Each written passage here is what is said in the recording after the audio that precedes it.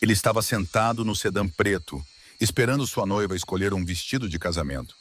Ele não queria entrar. Um chefe da máfia não tinha nada que fazer no meio de um mar de seda branca e espelhos emoldurados por flores. Mas então duas crianças saíram correndo para a calçada em frente à loja. E o menino ergueu o rosto e olhou diretamente para ele com os próprios olhos do homem. Ele saiu do carro como um sonâmbulo e o seguiu para dentro. E então ele a viu, a mulher que havia desaparecido de sua vida 6 anos antes. Ela estava lá, com as mãos trêmulas, abotoando os botões do vestido de noiva de sua noiva. O sedã estava estacionado rente à calçada na Avenida Michigan, o motor desligado, mas o ar-condicionado ainda funcionando. Rafekon Kincaid recostou a cabeça no assento de couro, os olhos fechados, os dedos batendo um ritmo constante contra a coxa. Dentro da loja de noivas Maison Blanche, Celeste Monref folheava um catálogo e esperava que ele entrasse, mas ele não tinha pressa. Em 12 anos de poder de vida e morte sobre metade das ruas de Chicago, Ref nunca havia pisado em um salão de noivas, floricultura ou loja relacionada a casamentos ligada a este casamento. Ambas as famílias haviam arranjado tudo. Tudo o que ele precisava fazer era aparecer no dia certo, na hora certa, com o terno certo. Mas hoje, Celeste insistiu que ele estivesse lá, e Ref aprendeu há muito tempo que dizer não à filha do chefe Monrief nunca era uma boa ideia. Sully, seu guarda-costas principal, mais leal do que qualquer contrato que os unia, estava do lado de fora do carro com os braços cruzados sobre o peito, seus olhos varrendo a calçada por hábito. Era uma tarde comum de quarta-feira na Avenida Michigan. As pessoas passavam. O pálido sol de outono pairava no céu. O cheiro de café vinha da cafeteria do outro lado da rua. Então a porta lateral da loja de noivas se abriu bruscamente. Duas crianças que estavam com Marlo porque a pré-escola estava fechada para um dia de trabalho dos professores saíram correndo para a calçada. A menina perseguia o menino. O menino agarrava um livro mais grosso que seu próprio tronco e corria sem olhar para onde ia. A menina ria em gargalhadas brilhantes, suas Marias chiquinhas balançando, sua risada clara cortando o vidro à prova de som do sedã. Ref abriu os olhos. Ele olhou para fora por reflexo, pelo instinto de um homem que passou a vida inteira sobrevivendo, lendo cada movimento ao seu redor. Duas crianças com cerca de 5 anos, nenhum adulto com elas, nada de notável. Mas então o menino parou bem em frente ao carro. Ele ergueu o rosto e olhou para o sedã preto, não com medo, não com a curiosidade comum de uma criança, mas com um olhar quieto e avaliador, como se estivesse lendo o carro e o homem dentro dele. A leve ruga em sua testa, a pequena inclinação de sua cabeça para a direita, e Rafferty Kincaid parou de respirar. Os olhos cinza-azulados, não o tipo comum de cinza-azulado que as pessoas viam em qualquer criança, mas a tonalidade exata, a frieza exata, a profundidade exata que Ref via todas as manhãs no espelho enquanto se barbeava. Olhos dos Kincaid, os olhos de seu pai, os olhos de seu avô, os olhos que as ruas de Chicago aprenderam a temer no rosto de um menino de 5 anos. A menina correu para o lado do irmão, ofegante por persegui-lo. Ela também olhou para o carro. Os mesmos olhos, mas mais largos, mais redondos, brilhando de curiosidade em vez da cautela de seu irmão. Ela sorriu, faltando um dente de leite na frente, e disse em uma voz alta o suficiente para o mundo inteiro ouvir. Uau, seu carro é muito, muito grande. Ref não a ouviu. Ele estava olhando para aqueles 2 pares de olhos cinza-azulados. Seus próprios olhos duplicados nos rostos de 2 crianças que ele nem sabia que existiam. E ele sentiu o chão do carro inclinar, deslizar, desaparecer sob ele para um lugar para o qual ele não tinha mapa. Sua mão se fechou na borda da porta do carro. Sully, do lado de fora, sentiu que algo estava errado e se aproximou. Sua voz baixa. Senhor. Ref não respondeu. Ele abriu a porta, desceu para a calçada. Seus sapatos de couro tocaram o pavimento e ele ficou lá, com 1,80 m de altura, vestido com um terno preto, os olhos de um chefe de Chicago olhando para 2 crianças que mal chegavam à sua cintura e carregavam aqueles mesmos olhos enquanto olhavam para ele. A menina não recuou. Ela inclinou a cabeça para cima, semicerrando os olhos contra a luz do sol e perguntou, Você é um gigante? O menino recuou meio passo, não com medo, apenas cuidadoso. Ele abraçou o livro com mais força contra o peito, seu olhar nunca deixando Ref. E havia algo naquele olhar silencioso que fez Raph querer cair de joelhos. Uma firmeza que nenhuma criança de 5 anos deveria ter. A vigilância de uma criança que estava acostumada a proteger alguém. Então uma voz de mulher soou da porta da loja. Apressada, aguda, reprimindo o pânico sob uma camada de controle. Jonah, Briar, eu disse para vocês ficarem lá dentro. Raph ergueu a cabeça e seu mundo parou. Ela estava na porta segurando 2 lancheiras pequenas, do tipo de plástico barato que as pessoas compram em lojas de $1. Seu cabelo castanho escuro estava preso em um coque baixo e apressado, com alguns fios soltos grudados na lateral do pescoço. Ela usava um uniforme preto simples de uma assistente de vendas, uma saia preta, uma blusa preta, o nome da loja costurado em letras pequenas sobre o lado esquerdo do peito, sem joias, sem maquiagem, exceto por um pouco de corretivo sob os olhos. E mesmo isso não era suficiente para esconder as olheiras. Ela parecia muito mais frágil do que ele se lembrava. Suas clavículas se destacavam nitidamente acima do decote, seus pulsos eram mais finos, suas maçãs do rosto mais severas. 6 anos haviam esculpido pedaços dela, haviam tirado a suavidade que ele uma vez tocou, uma vez segurou, uma vez acreditou que nunca perderia. Mas seus olhos, aqueles olhos castanhos e quentes, eram exatamente os mesmos de quando ela saiu de sua vida. E agora eles estavam fixos nele, arregalando-se enquanto o sangue sumia de seu rosto, como se alguém tivesse puxado o tampão e deixado toda a cor escorrer. Marlo. Uma lancheira escorregou. Ela a pegou com uma mão, o reflexo de alguém que aprendeu que não podia se dar ao luxo de deixar nada cair, enquanto a outra agarrava o batente da porta com tanta força que seus nós dos dedos ficaram brancos. 3 segundos. Ninguém se moveu. Música clássica suave vinha de dentro da loja. Violino ou piano. Raph não sabia dizer qual. O tráfego na Avenida Michigan continuava a se mover. Sully ainda estava ao lado do carro, uma mão começando a deslizar para dentro de sua jaqueta por instinto. A luz do sol de outono continuava a brilhar. O mundo não parou, mas os dois pararam. 6 anos, 2.190 dias. Raph sabia o número exato porque os havia contado. Não por saudade romântica, mas porque ele era um homem que controlava tudo com números.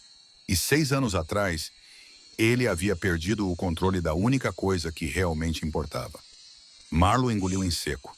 Ele viu o movimento em sua garganta. Viu o instante em que ela forçou tudo o que estava se quebrando dentro dela a voltar para baixo. Empurrou para baixo. Pisoteou. E quando ela abriu a boca, sua voz estava calma de uma forma que era quase assustadora. A calma de alguém que passou 6 anos praticando como não deixar ninguém vê-la desmoronar. Jonah. Briar, para dentro, agora. As crianças obedeceram. Briar entrou correndo primeiro, olhando para Raph uma vez e acenando para ele. Acenando para um estranho com a inocência de uma menina que não sabia que o homem parado na calçada com o coração partido em 2 era seu pai. Jonah se moveu mais lentamente. Ele olhou para Raph, olhou para sua mãe, olhou para Raph novamente, e só então se virou e entrou. O livro ainda agarrado ao peito como um escudo.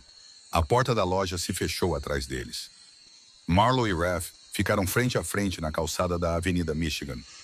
A 2 metros de distância, 6 anos de silêncio entre eles. Antes que Raph pudesse abrir a boca, antes que pudesse dizer o nome dela, antes que pudesse fazer a pergunta que remoía em seu peito, a voz de Celeste soou de dentro da loja, aguda e impaciente. Com licença, alguém vai me ajudar com este espartilho? Marlo fechou os olhos por apenas 1 segundo. Mas nesse segundo, Raph viu tudo. A exaustão, a raiva, o medo e algo que parecia dor. Uma dor antiga, uma dor que havia cicatrizado e que acabara de ser reaberta. Então ela abriu os olhos, secos, diretos, sua espinha tão rígida quanto a de um soldado. Ela se virou e voltou para a loja sem dizer uma única palavra a ele. Raph ficou na calçada. Sully se aproximou. Senhor, quem era? Raph passou por ele, empurrou a porta da loja e entrou. Lá dentro, o cheiro de flores o atingiu. Lírios, rosas, algo doce e pesado. Espelhos por toda parte, tecido branco por toda parte. Luz quente e lisonjeira projetada para fazer toda mulher parecer mais bonita do que ela acreditava ser. Música suave de violino, e Celeste estava na plataforma de prova, usando um vestido de renda branca, estudando-se no espelho. Marlo estava lá atrás dela, com as mãos abotoando os botões de trás do vestido. Raf olhou para aquela cena. A mulher que ele amou, a mulher que desapareceu, que carregou seus filhos, que criou 2 pequenos sozinha por 6 anos com sapatos de sola gasta, estava lá com as mãos trêmulas abotoando o vestido de noiva da mulher com quem ele estava prestes a se casar por causa de 2 famílias, e ele queria quebrar todos os espelhos da sala. Os dedos de Marlo se moviam pelos botões. Seda branca, lisa, cara, o tipo de tecido que ela só podia tocar enquanto servia outra pessoa. Celeste estava falando com aquela voz brilhante e animada dela. A recepção será no Drake. 400 convidados. Minha mãe insiste em peônias, mas acho que gardênia seria mais. Celeste parou e olhou para Raf através do espelho, finalmente o notando. Oh, querido, você finalmente entrou. O que você acha? A renda ou o cetim? Raf olhou para Marlo através do espelho. Seus olhos se encontraram no reflexo, através do vidro, através da imagem de Celeste de branco, através da luz falsamente suave. Marlo desviou o olhar primeiro. Ela abotoou o último botão, alisou a renda nas costas de Celeste e se afastou. Profissional, impecável, invisível. No canto mais distante da sala, perto da pequena área de espera com um sofá de veludo e uma caixa de lápis de cera, as crianças estavam sentadas em silêncio. Briar estava colorindo, a língua para fora de um lado com concentração. Jonah estava lendo, mas seus olhos não estavam na página. Seus olhos estavam em sua mãe. Sua voz era gelada e cortante, distante, como se tivesse vindo de outro planeta. Celeste se virou diante do espelho, admirando-se sem nunca perceber que o mundo acabara de mudar. Marlo arrumava os vestidos no cabideiro, as costas retas, as mãos não mais trêmulas. Ou talvez ela estivesse simplesmente escondendo melhor agora. Briar ergueu os olhos de seu canto de colorir. Ela olhou para Raf, depois para sua mãe, depois de volta para Raf. As crianças são mais sensíveis do que qualquer outra pessoa em uma sala. Briar sabia que algo estava errado. Algo pesado pressionando o ar, mas ela ainda não sabia o que era. Ela abaixou a cabeça e continuou a colorir. Traços de cera amarela em papel branco. Luz de outono além das janelas da loja. A música de violino ainda tocando. E Rafferty Kincaid estava no meio daquela loja de noivas, entre 2 mulheres.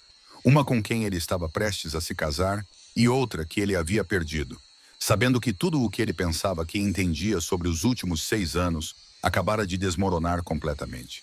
E sabendo que os 2 pares de olhos naquele canto, os 2 pares de olhos carregando seu próprio rosto, mudariam tudo. Tudo.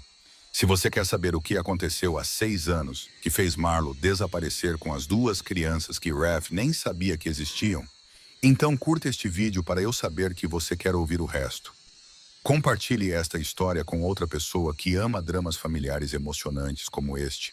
Inscreva-se para não perder a próxima parte, porque a verdade por trás de tudo isso vai doer muito mais do que você está imaginando agora.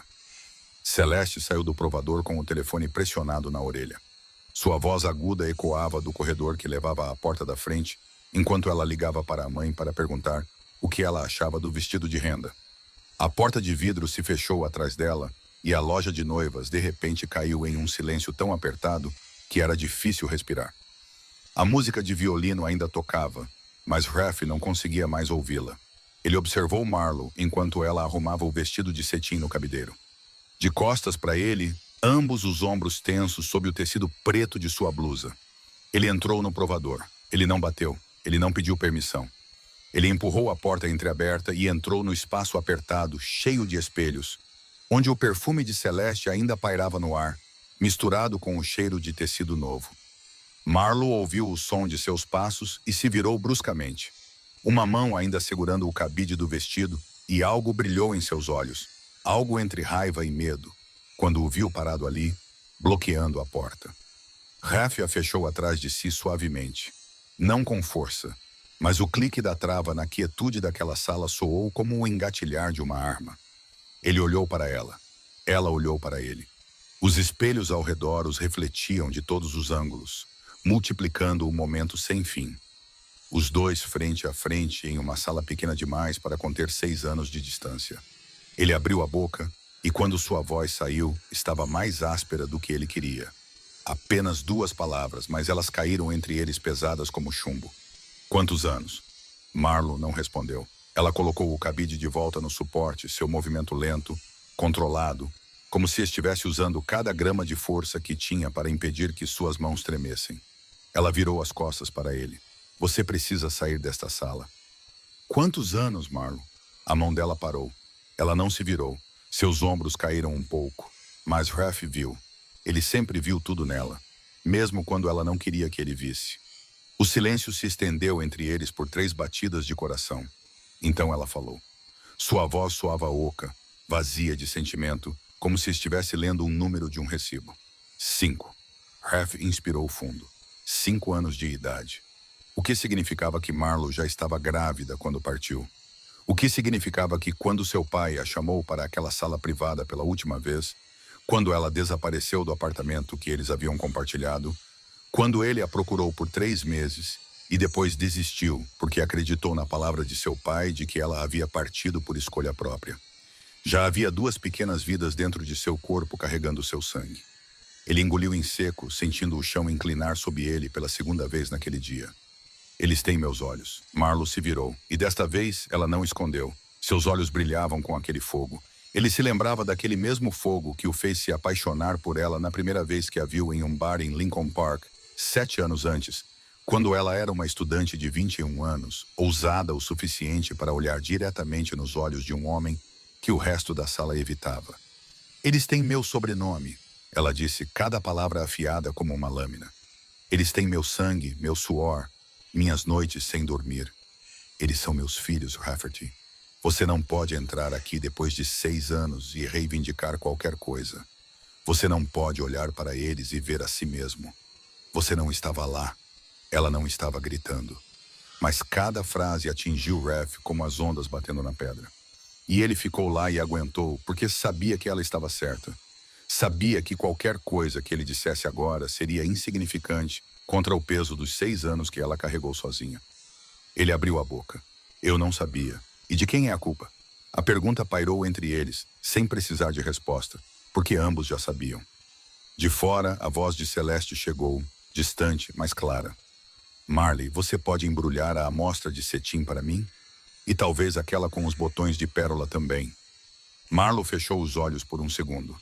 Quando os abriu novamente, o fogo havia sumido, substituído pela camada de gelo profissional que ela havia aprimorado ao longo de 6 anos, servindo mulheres ricas enquanto criava 2 filhos com um salário mínimo. Claro, senhora. Um momento. Sua voz era doce, suave, impecável. A voz de alguém que aprendeu a se tornar invisível. Ela olhou para Raf, seus olhos secos e duros. Saia desta sala. Sorria para sua noiva e não olhe para meus filhos novamente. Você me entendeu? Raf não se moveu. Ele pegou um recibo em branco do balcão, o tipo de papel fino usado para anotar pedidos, e escreveu seu número de telefone no verso com uma das canetas esferográficas da loja. Sua caligrafia tremeu, quase impossível de ler, mas os 11 dígitos estavam lá, nítidos e claros na página.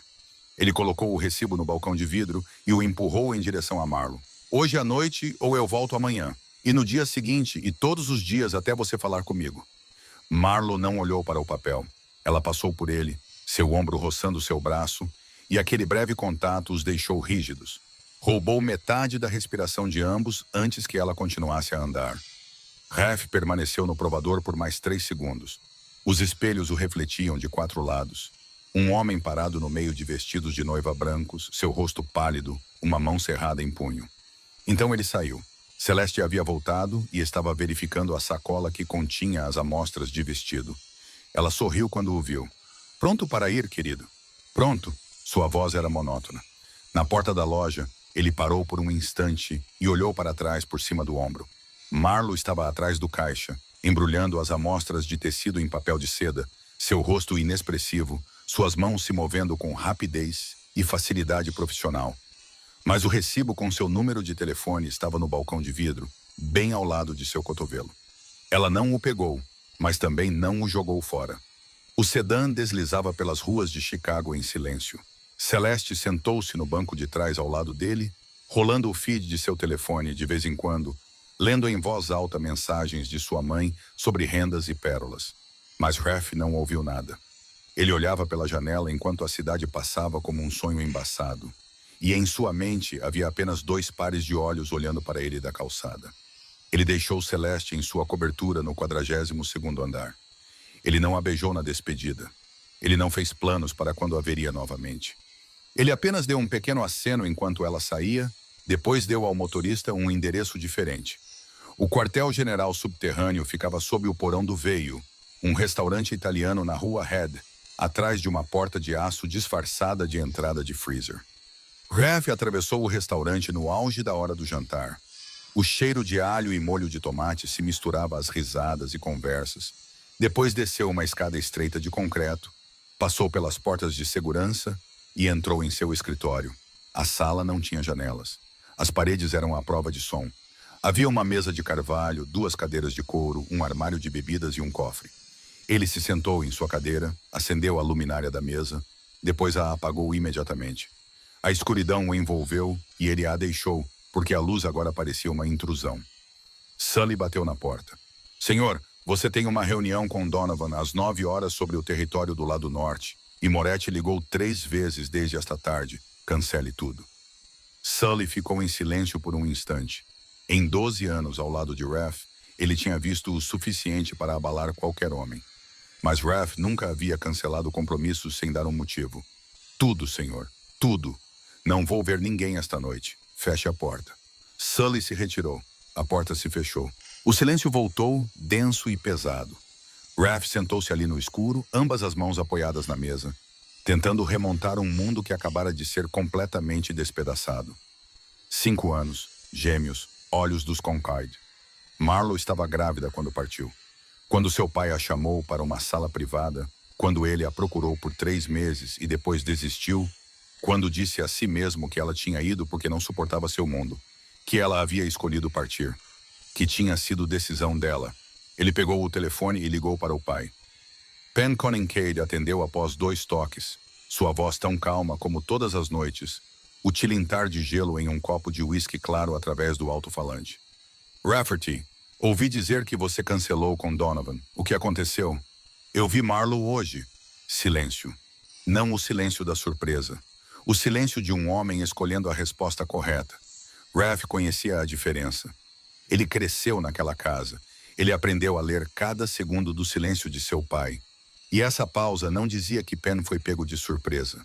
Dizia que Penn já sabia que este dia chegaria. Ela tem 2 filhos, gêmeos, de 5 anos, e você está deixando a emoção interferir no seu julgamento. A voz de Penn era plana como uma mesa. Você está há 3 semanas de se casar com Celeste. A aliança Monref depende desse casamento. Concentre-se no que importa. Nenhuma pergunta. Nem de quem são, nem quantos anos têm, nem como eles se parecem. Penn não perguntou porque Penn não precisava perguntar porque Penn já sabia. Raf sentiu algo frio descer por sua espinha. Um frio que não vinha do porão à prova de som, mas da percepção de que seu pai sabia sobre as 2 crianças que carregavam o sangue Conincade e havia escolhido o silêncio, havia escolhido a ocultação, havia escolhido fingir que não existiam. Eles têm meus olhos, disse Raf, e ele odiou como sua voz tremeu. Eles têm olhos dos Concaid. Concentre-se na aliança Monreef, Rafferty.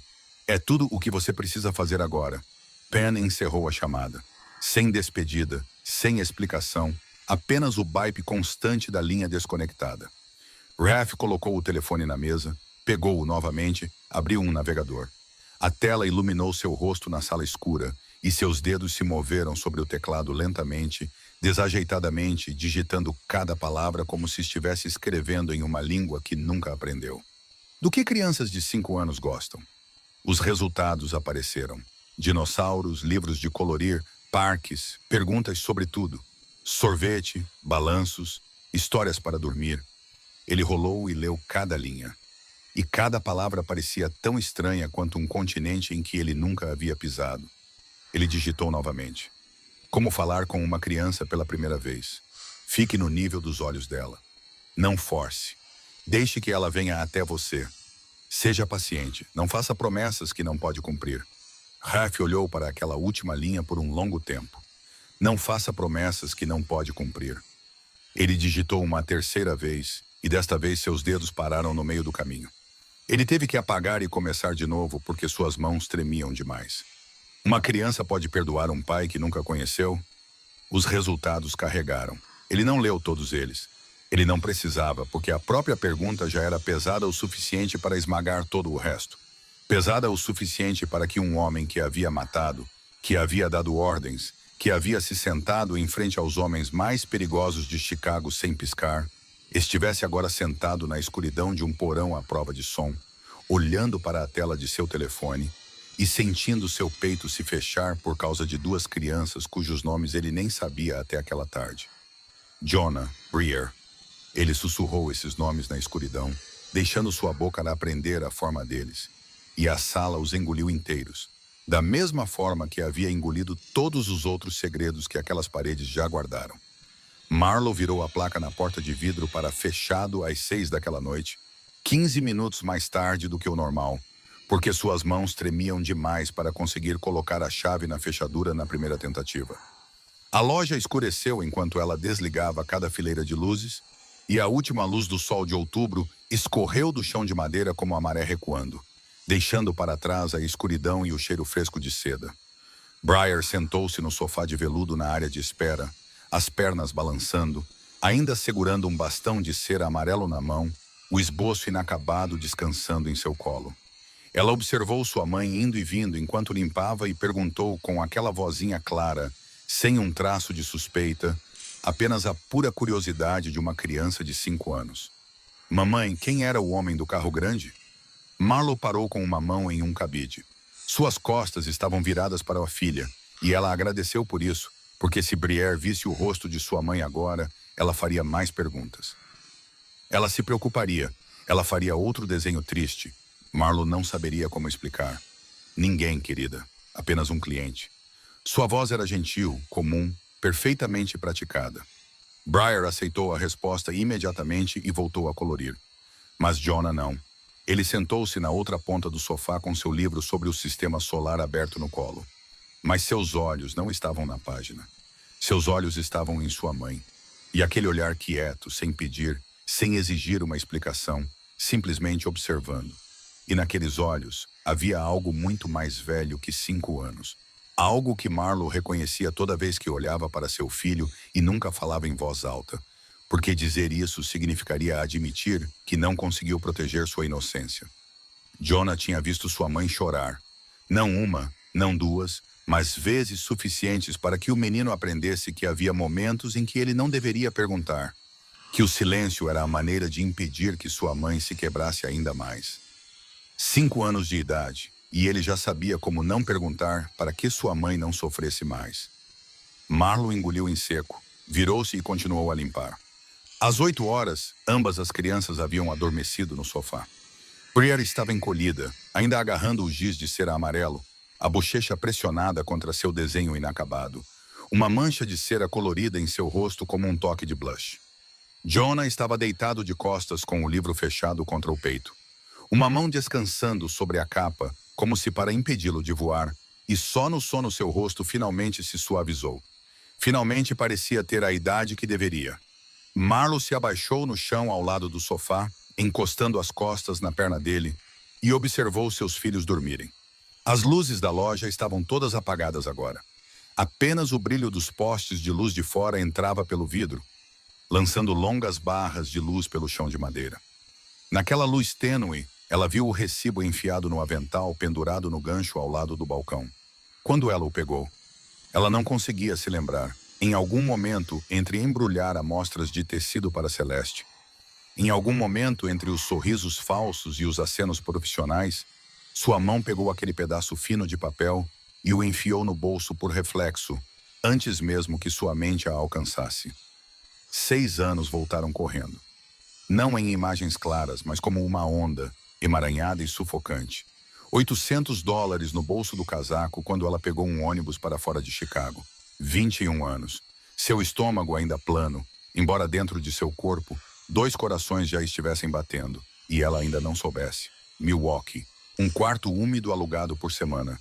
Um teste de gravidez com 2 linhas no banheiro de uma estação de ônibus. Luz fluorescente amarela no teto. Sua mão segurando aquele pequeno bastão de plástico enquanto ela chorava sem fazer barulho. Um médico na clínica gratuita dizendo gêmeos, e ela riu porque não tinha ideia do que mais fazer. Jonah nasceu 6 semanas antes do tempo. Tão pequeno que cabia na palma de uma mão. Sua pele fina como papel. Seus dedos não mais grossos que palitos de fósforo. 2 semanas em uma incubadora. E todas as noites, Marlo sentava-se ao lado dele, enfiando a mão pela pequena abertura redonda, apenas para segurar um dedinho e cantar baixinho. Canções cujas palavras ela não conseguia lembrar, apenas a melodia. Briar era mais forte, mais barulhenta, sempre com fome. E Marlo amamentava um bebê em seu peito enquanto mantinha o corpo virado para a incubadora de Jonah. Seu corpo inteiro dividido entre 2 crianças, assim como tudo em sua vida, a partir daquele ponto seria dividido em 2. 3 empregos. Servindo mesas de dia, lavando roupa à noite, limpando quartos de hotel nos fins de semana. 4 horas de sono se tivesse sorte, 3 se um deles estivesse doente, e eles ficavam doentes com frequência, porque o quarto era úmido, e Marlo não podia pagar por um aquecedor decente. Naquele primeiro inverno, as solas de seus sapatos se abriram. Ela os forrou com papelão e caminhou para o trabalho na neve. Seus pés dormentes de frio, mas um sorriso no rosto, porque os clientes davam mais gorjetas quando você sorria. Ela havia voltado para Chicago há 8 meses, porque sua mãe, Ruth, havia sido diagnosticada com câncer. Ela usou o nome de solteira de sua mãe em sua inscrição de emprego, usou Marley Miller na etiqueta de funcionária em vez de Marlo Ashford, e escolheu uma loja de noivas na Avenida Michigan, porque era o último lugar na Terra em que um chefe da máfia entraria. Ela havia calculado mal apenas uma coisa. Celeste Monrath insistiu em arrastar Rafferty Concade para escolher um vestido de noiva. Marlo tirou o recibo do bolso de seu avental. 11 dígitos escritos com uma mão trêmula, tinta azul em papel branco.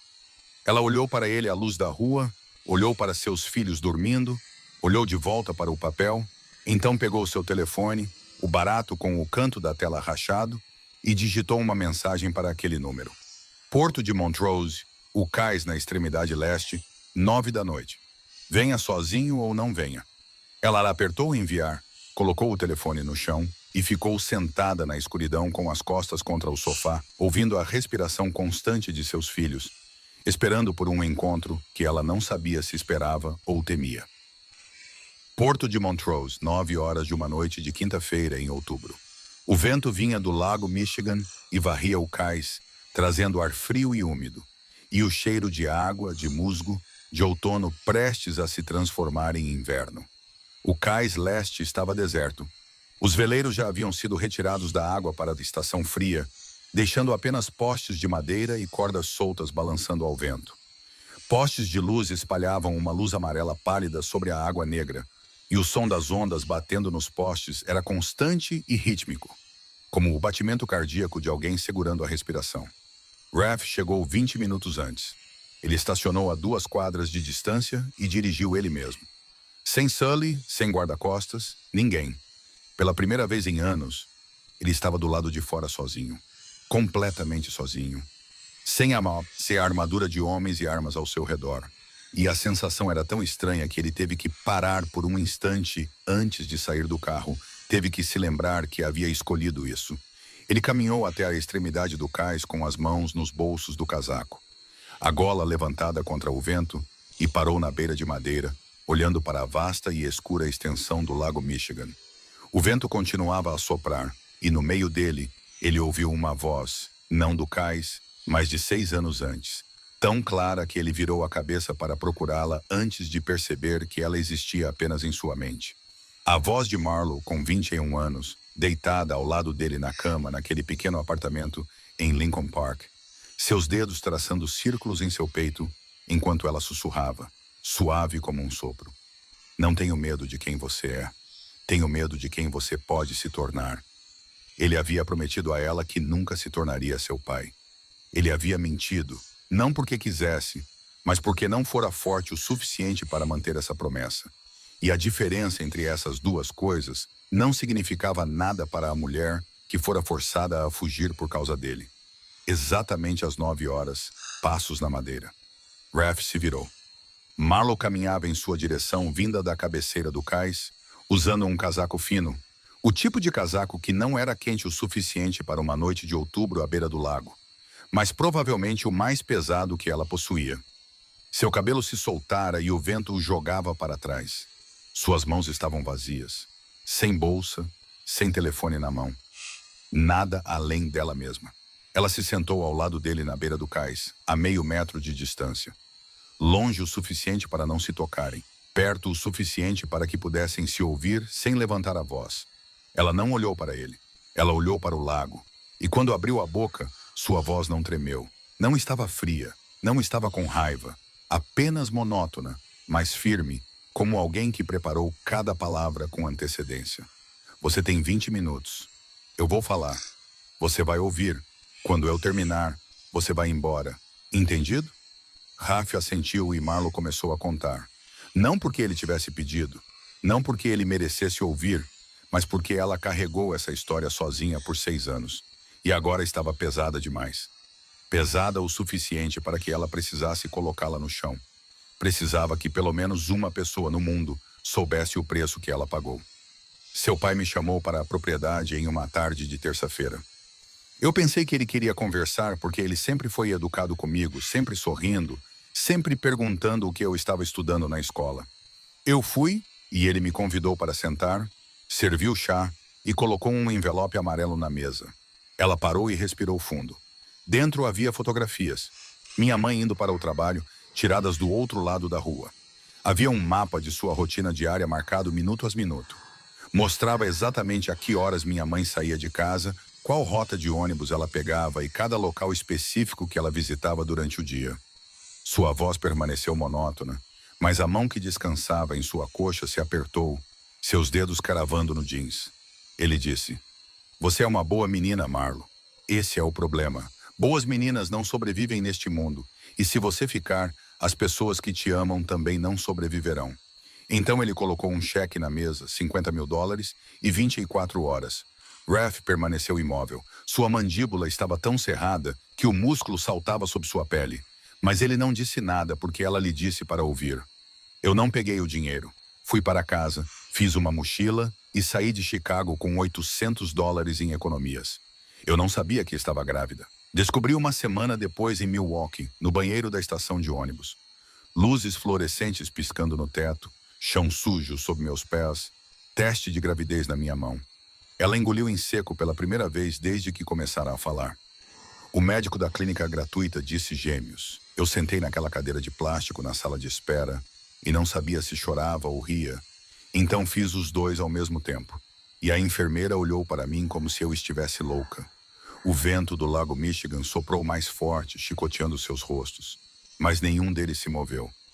Jonah nasceu 6 semanas antes do tempo. Ele era tão pequeno que cabia na palma da minha mão. Seus dedos não eram mais grossos que palitos de fósforo, sua pele fina como papel, e ele ficou em uma incubadora por 2 semanas.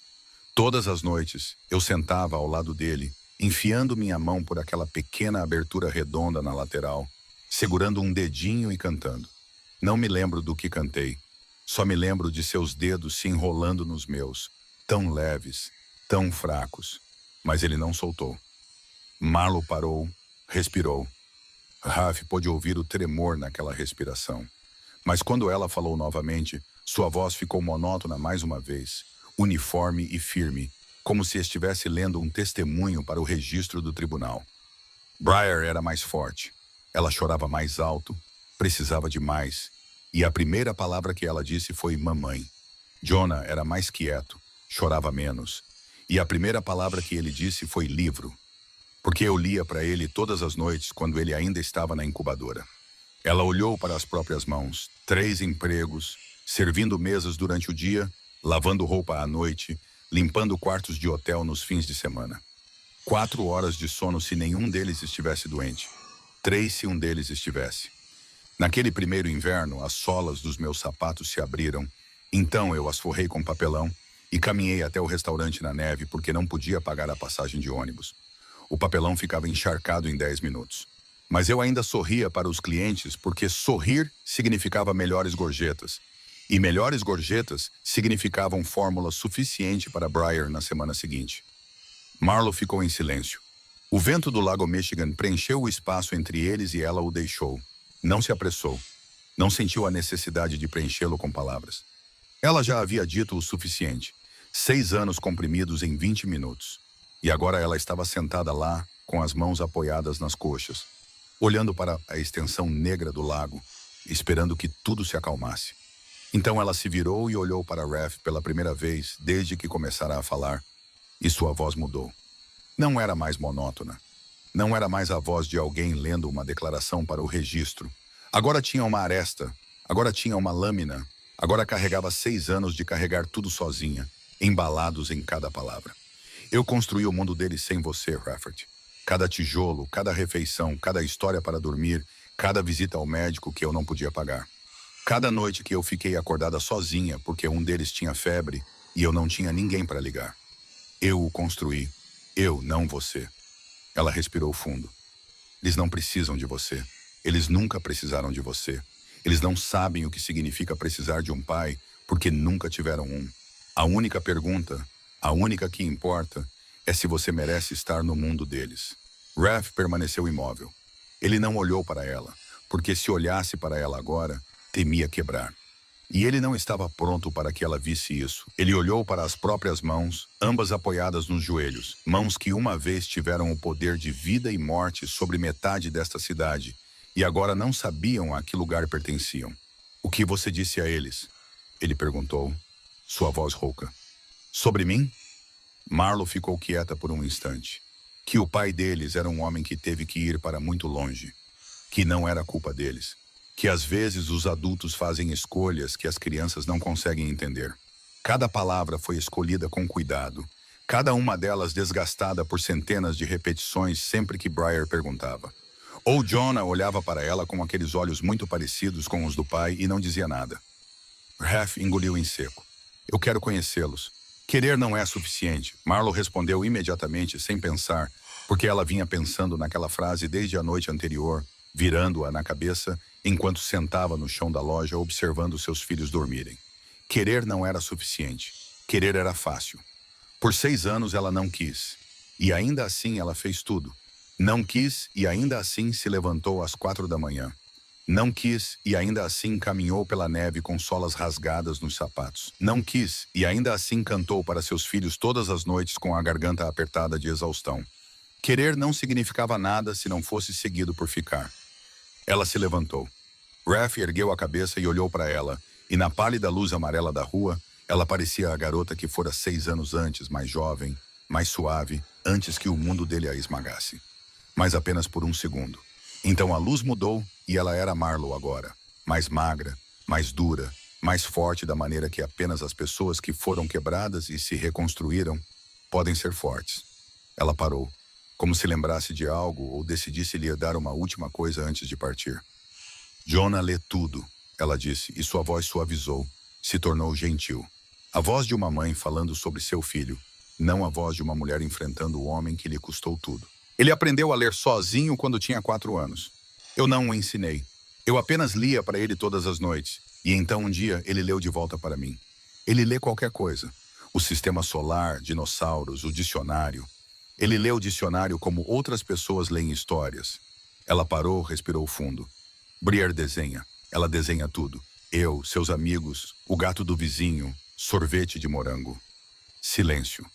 Ela te desenhou uma vez. Uma figura alta de giz de cera preto, sem rosto. Parada ao lado de 2 figuras pequenas e uma média. Ela chamou de o desenho do papai. O vento continuava soprando. As ondas batiam nos postes de madeira. Raph não se moveu. Ela não sabe como é o seu rosto. Então ela desenhou o pai dela como uma sombra. Uma sombra alta e sem rosto ao lado da família. Marlo olhou para ele por mais um segundo, depois se virou. Vou pensar sobre isso. Não me ligue. Eu te ligo. Ela se afastou pelo cais de madeira, seus passos leves, mais firmes, sem nunca olhar para trás. Seu casaco fino esvoaçava ao vento. Sua figura diminuía ao longo do caminho que levava de volta à rua, depois virou a esquina depois desapareceu.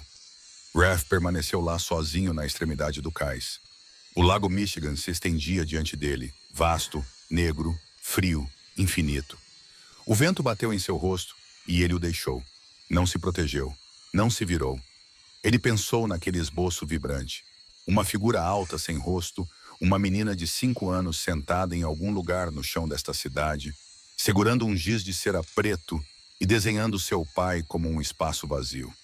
E pela primeira vez em muitos anos, tantos anos que ele não conseguia se lembrar da última vez, os olhos de Rafferty Kincaid arderam, quentes e afiados.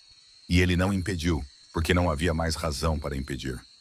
Na manhã de sexta-feira, Ralph dirigiu até a propriedade de seu pai, nos subúrbios ao norte de Chicago, onde velhos carvalhos se arqueavam sobre a estrada que levava aos portões de ferro, e o gramado era tão perfeitamente cortado que parecia que a violência nunca havia tocado aquele chão. Ele não ligou antes, não precisava. Pen Kincaid se levantava às 5 da manhã, todos os dias há 40 anos. Sentava-se em seu escritório, bebendo café preto e lendo o jornal, um hábito inquebrável de um homem que governava através da disciplina e da repetição. Ralph passou pela porta da frente de Carvalho, já aberta pela governanta, caminhou pelo corredor forrado com paisagens italianas que seu pai comprara para fingir que era um empresário em vez do que realmente era, e parou na porta do escritório. Penn estava sentado em uma poltrona de couro perto da janela, uma xícara de café na mão. O Tribune aberto em seu colo, óculos de leitura equilibrados na ponte do nariz. Ele ergueu os olhos quando Ralph entrou, não surpreso, não largou a xícara, apenas olhou para o filho com os olhos que Ralph herdara, e agora passara para as 2 crianças que seu avô tratara como defeitos descartáveis que precisavam ser apagados. Você está cedo, disse Penn, tomando um gole de café. Sente-se. Maria trará outra xícara. Não vim aqui para tomar café. Ralph não se sentou. Ele ficou no meio da sala com os braços ao lado do corpo e olhou para o pai. O homem que o ensinara a ler um oponente, a controlar uma sala, a nunca deixar a emoção transparecer em seu rosto.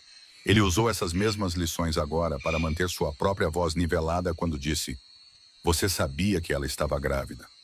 Não era uma pergunta, era uma afirmação. Penn pousou a xícara de café na mesa ao lado dele. Lentamente, com os movimentos de um homem que nunca era apressado por ninguém, ele dobrou o jornal, removeu os óculos, colocou-os no colo e olhou para Ralph com a expressão calma que usara por toda a vida. A expressão calma que ele usava quando dava ordens, quando julgava, quando destruía coisas. Meus homens a seguiram até Milwaukee, disse Penn, sua voz tão uniforme como se estivesse lendo um relatório financeiro. Eu sabia da gravidez. Eu sabia que eram gêmeos. Eu sabia que o menino nasceu prematuro e passou 2 semanas em cuidados intensivos. Cada frase caía entre eles como uma pedra jogada em água parada, enviando ondulações para fora. Mas Penn não olhou para as ondulações. Ele apenas olhou para o filho, medindo a reação da mesma forma que mediria um adversário em uma sala de negociação. Ralph sentiu algo quente subindo em seu peito. Algo que ele passou a vida inteira segurando porque seu pai o ensinara que a raiva era fraqueza. Mas desta vez era mais forte que a lição, mais forte que a disciplina, mais forte que o medo. Você viu meu filho quase morrer e não disse nada. Eu tomei uma decisão. Penn não piscou. Uma garota sem nome, sem valor, sem posição familiar, sem utilidade para esta organização. Carregando 2 crianças que se tornariam alvos no momento em que alguém soubesse que existiam. Removê-la foi limpo. Mantê-la foi o caos. Remover. Ele usou a palavra da mesma forma que um homem poderia falar sobre uma perda em um livro razão. Um ativo não lucrativo que precisava ser baixado. Não uma garota de 21 anos apaixonada por seu filho. Não 2 crianças carregando o sangue Kincaid. Apenas um problema precisando de uma solução, e a solução era lá pagar. Eles são seus netos. Ralph ouviu sua voz quebrar na última palavra, mas não tentou consertá-la. Eles são uma fraqueza, Penn respondeu, plano como uma mesa. Todos os inimigos que temos os usariam contra você. Eu removo a fraqueza antes que ela possa ser explorada. É assim que mantenho esta família de pé há 40 anos. Você é o único inimigo que os usou contra mim. As palavras pairaram no ar entre eles. Pen olhou para Raph e, pela primeira vez, algo mudou em seu rosto. Não arrependimento, não dor, mas um reconhecimento frio, como um mestre vendo que seu aluno finalmente acertou um golpe no lugar certo. O silêncio se estendeu entre eles por 5 segundos. 10. Então Pen falou lentamente e claramente, cada palavra colocada como uma peça de xadrez. E eu faria de novo. Sem justificativa, sem suavização, sem fingir que fora amor ou proteção. Apenas a verdade nua de um homem que acreditava que poder era sobrevivência e estava disposto a queimar qualquer coisa que estivesse em seu caminho, até mesmo seu próprio sangue. Raph se levantou. Ele não discutiu mais, não gritou, não bateu na mesa porque entendeu que com Pen Consincade a emoção era uma arma. O homem apenas a voltaria contra ele. Ele apenas olhou para o pai com os mesmos olhos e disse com uma voz mais fria do que qualquer uma que Pen já ouvira dele. Então não temos mais nada a dizer. Ele se virou e saiu sem olhar para trás, passando pelo corredor de paisagens italianas, pela porta da frente de Carvalho, para a luz do sol da manhã de sexta-feira, onde o carro esperava, e Sully estava ao lado dele, segurando a porta aberta. Raph entrou no carro, fechou a porta e falou sem olhar para Sully. Preciso que você reinvestigue tudo de 6 anos atrás. Quem seguiu Marlo, quem se reportou ao meu pai.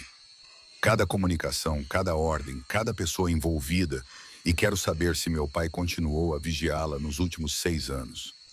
Sully olhou para ele no espelho retrovisor, deu um único aceno e ligou o motor. O sedã se afastou da avenida de Velhos Carvalhos e Raph não olhou para trás, para a propriedade onde crescera, onde seu pai o ensinara a se tornar um homem, onde agora sabia com absoluta certeza que nunca mais voltaria como filho. Na noite de sexta-feira, Marlo chegou ao Hospital Northwestern Memorial às 8 horas, depois de acomodar Jonah e Briar para uma pernoite no apartamento de sua amiga. Outra mãe solteira no mesmo andar, uma mulher com quem Marlo trocava turnos de babá nos fins de semana. Os corredores do hospital estavam silenciosos àquela hora, banhados por luz fluorescente branca, carregando o cheiro forte de desinfetante e o bip constante dos monitores dos quartos dos pacientes. Marlo conhecia esses corredores de cor 2 vezes por semana, há 8 meses. Ela os percorrera com frequência suficiente para saber qual azulejo no corredor do 4º andar estava rachado, para saber o nome da enfermeira do turno da noite, para saber qual máquina de venda automática ainda funcionava e qual engolia seu dinheiro. Quarto 412. Ela bateu suavemente, depois empurrou a porta e entrou. Ruth Ashford estava na cama do hospital, mais magra a cada vez que Marlo vinha. Suas maçãs do rosto se destacavam, seus pulsos delicados como galhos secos, mas seus olhos castanhos e quentes, os mesmos olhos que sua filha carregava, ainda estavam brilhantes, alertas, ainda capazes de ver através de tudo que Marlo tentava esconder. O cobertor branco do hospital estava puxado até o peito. Na mesa de cabeceira, um vaso de margaridas amarelas. Briar havia escolhido no domingo anterior, e uma obra-prima colorida que a menina fizera para a avó, 4 figuras de palito de mãos dadas sob um sol grande demais para a página. Marlo sentou-se na cadeira de plástico ao lado da cama, o lugar onde se sentara centenas de vezes, e não disse nada. Ela pegou a mão da mãe, aquela mão pequena e ossuda que ainda estava quente, e ficou em silêncio. Ruth a deixou em silêncio. 1 minuto, 2. O monitor mantinha seu bip medido. Alguém tossiu no quarto ao lado. Um carrinho passou ruidosamente no corredor. Então Ruth deu um aperto suave na mão da filha e disse com uma voz suave, mas clara. A voz de alguém que viveu o suficiente para reconhecer quando seu filho carregava algo pesado demais sozinho. Algo aconteceu. Não era uma pergunta. Era uma afirmação. Marlo olhou para a mão da mãe na sua. Seus próprios dedos mais largos, mais fortes, mas agarrando aquela mão frágil como uma tábua de salvação. Ele nos encontrou. Ruth não perguntou quem. Ela não precisava.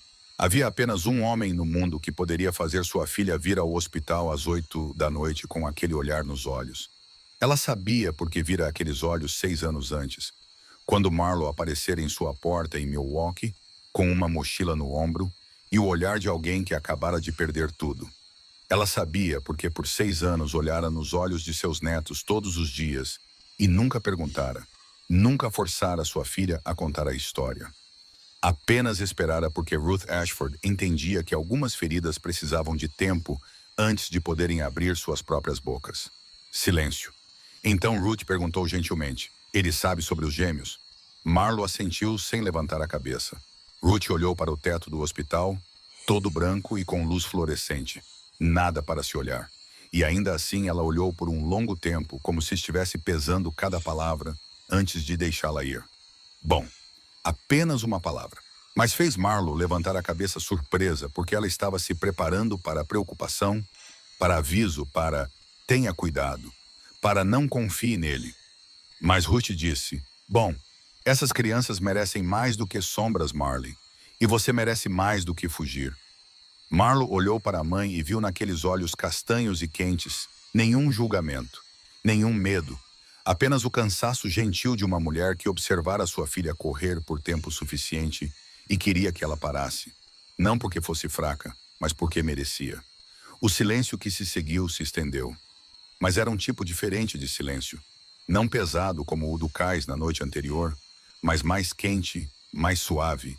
O tipo de silêncio que existe apenas entre mãe e filha quando ambas entendem sem precisar explicar. Ele não pôde dar nome a eles, disse Marlo baixinho, como se só agora percebesse que esse fato tinha peso. Por 6 anos, ela escolhera tudo para seus filhos sozinha, desde os nomes até a escola e as canções de ninar que cantava à noite. E ela nunca pensara nisso como uma perda para ele até ver Ralph parado naquela calçada da Avenida Michigan, olhando para 2 crianças com seus olhos e nem mesmo sabendo seus nomes. Ruth apertou a mão da filha novamente. Leve, mas firme. Então você os nomeou bem. 4 palavras suficientes para Marlo entender que sua mãe não a culpava por guardar o segredo. Não a culpava por fugir. Não a culpava por carregar tudo sozinha. Sua mãe estava apenas dizendo que ela tinha feito bem. Que Jonah e Briar, aqueles 2 nomes que ela escolhera em um quarto alugado e úmido em Milwaukee, quando sua barriga crescera tanto que ela não conseguia mais se curvar, eram nomes bonitos, eram suficientes, estavam certos. E Marlo chorou. Pela primeira vez desde que vira Rev sair do sedã preto na calçada da Avenida Michigan, pela primeira vez ela se permitiu quebrar. Não na frente de Rev, não na frente de seus filhos, mas aqui, no quarto silencioso do hospital, segurando a mão da mãe no único lugar seguro que lhe restava. Ela chorou sem som, seus ombros tremendo, lágrimas caindo no cobertor branco. E Ruth não disse mais nada, apenas segurou a mão da filha e a deixou chorar, porque às vezes a coisa mais forte que uma mãe pode fazer é deixar seu filho ser fraco. Celeste Monref não era uma mulher que se enganava facilmente. Ela cresceu em uma família onde a inocência era um luxo que ninguém podia pagar, onde seu pai a ensinou que a informação era uma arma mais forte que qualquer arma. Então, quando Ref cancelou todos os compromissos na noite de quarta-feira, não a beijou na despedida quando a deixou na cobertura e não atendeu 2 de suas ligações na noite de quinta-feira, Celeste não chorou, não se preocupou, não fez uma terceira ligação. Ela ligou para seus próprios homens. Na tarde de sexta-feira, 2 horas depois que Ref deixou a propriedade de Penn, Celeste entrou no quartel-general subterrâneo sob o porão do veio sem avisar, sem hora marcada, sem passar por Sully. Ela conhecia o caminho porque era a noiva do chefe, e ninguém ousaria parar a filha de Monra na porta. Seus saltos batiam nas escadas de concreto em um ritmo constante e agudo, como o som de uma contagem regressiva. Raf estava sentado atrás da mesa de carvalho quando a porta se abriu. Ele ergueu os olhos e viu Celeste parada na porta. Casaco de pele creme, cabelo loiro preso no alto, maquiagem impecável. Mas seus olhos azuis estavam mais frios que o normal, frios como os de alguém que viu algo e ainda não decidiu como pretende usar. Ela entrou, não se sentou e colocou um envelope branco na mesa de carvalho. Abra. Raf olhou para o envelope, olhou para Celeste, depois o abriu. Dentro havia fotografias. A primeira, Porto de Montrose, noite de quinta-feira. Tirada à distância, mas clara o suficiente. Raf sentado na beira do cais ao lado de uma mulher de cabelos escuros com um casaco fino. Os 2 sentados a meio metro de distância, ambos de frente para o lago. A segunda, ainda no Porto de Montrose, Um ângulo diferente, tirada quando a mulher se levantou para sair, seu rosto de perfil, mas ainda reconhecível. A terceira, do lado de fora da loja de noivas Maison Bloom, na tarde de quarta-feira. Duas crianças paradas na calçada, com zoom, seus olhos claros na luz do sol de outono. A quarta, as mesmas duas crianças, mais perto desta vez, o rosto do menino preenchendo o quadro, e qualquer um que olhasse para aquela fotografia e depois para Raf, veria os mesmos olhos, a mesma leve carranca, a mesma linha da mandíbula, apenas menor. Raf colocou as fotografias na mesa, nem rápido, nem devagar.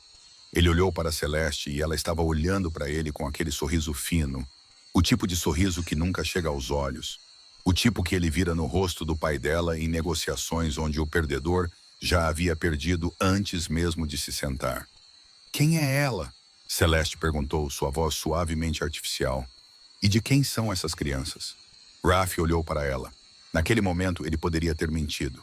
Ele mentiu a vida inteira. Mentiu para a polícia, mentiu para parceiros de negócios, mentiu para si mesmo por 6 anos, que Marlo partira porque queria.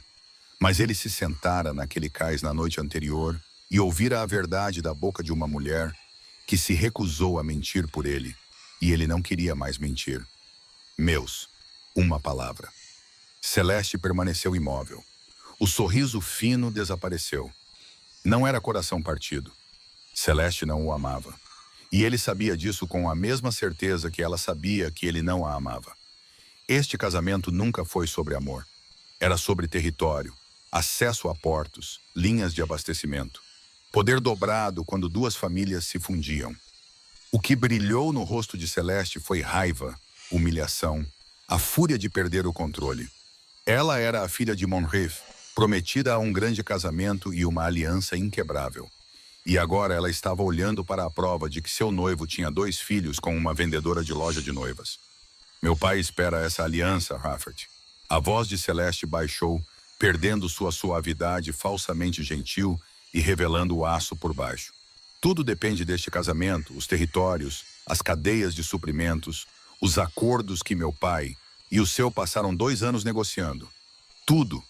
O casamento está cancelado, Celeste. Raf disse isso. E ficou surpreso com o quão calma sua voz soou, mais calma do que ele se sentia, porque dentro de seu peito, seu coração batia como um martelo, mas seu rosto e sua voz eram água parada, a coisa que seu pai lhe ensinara.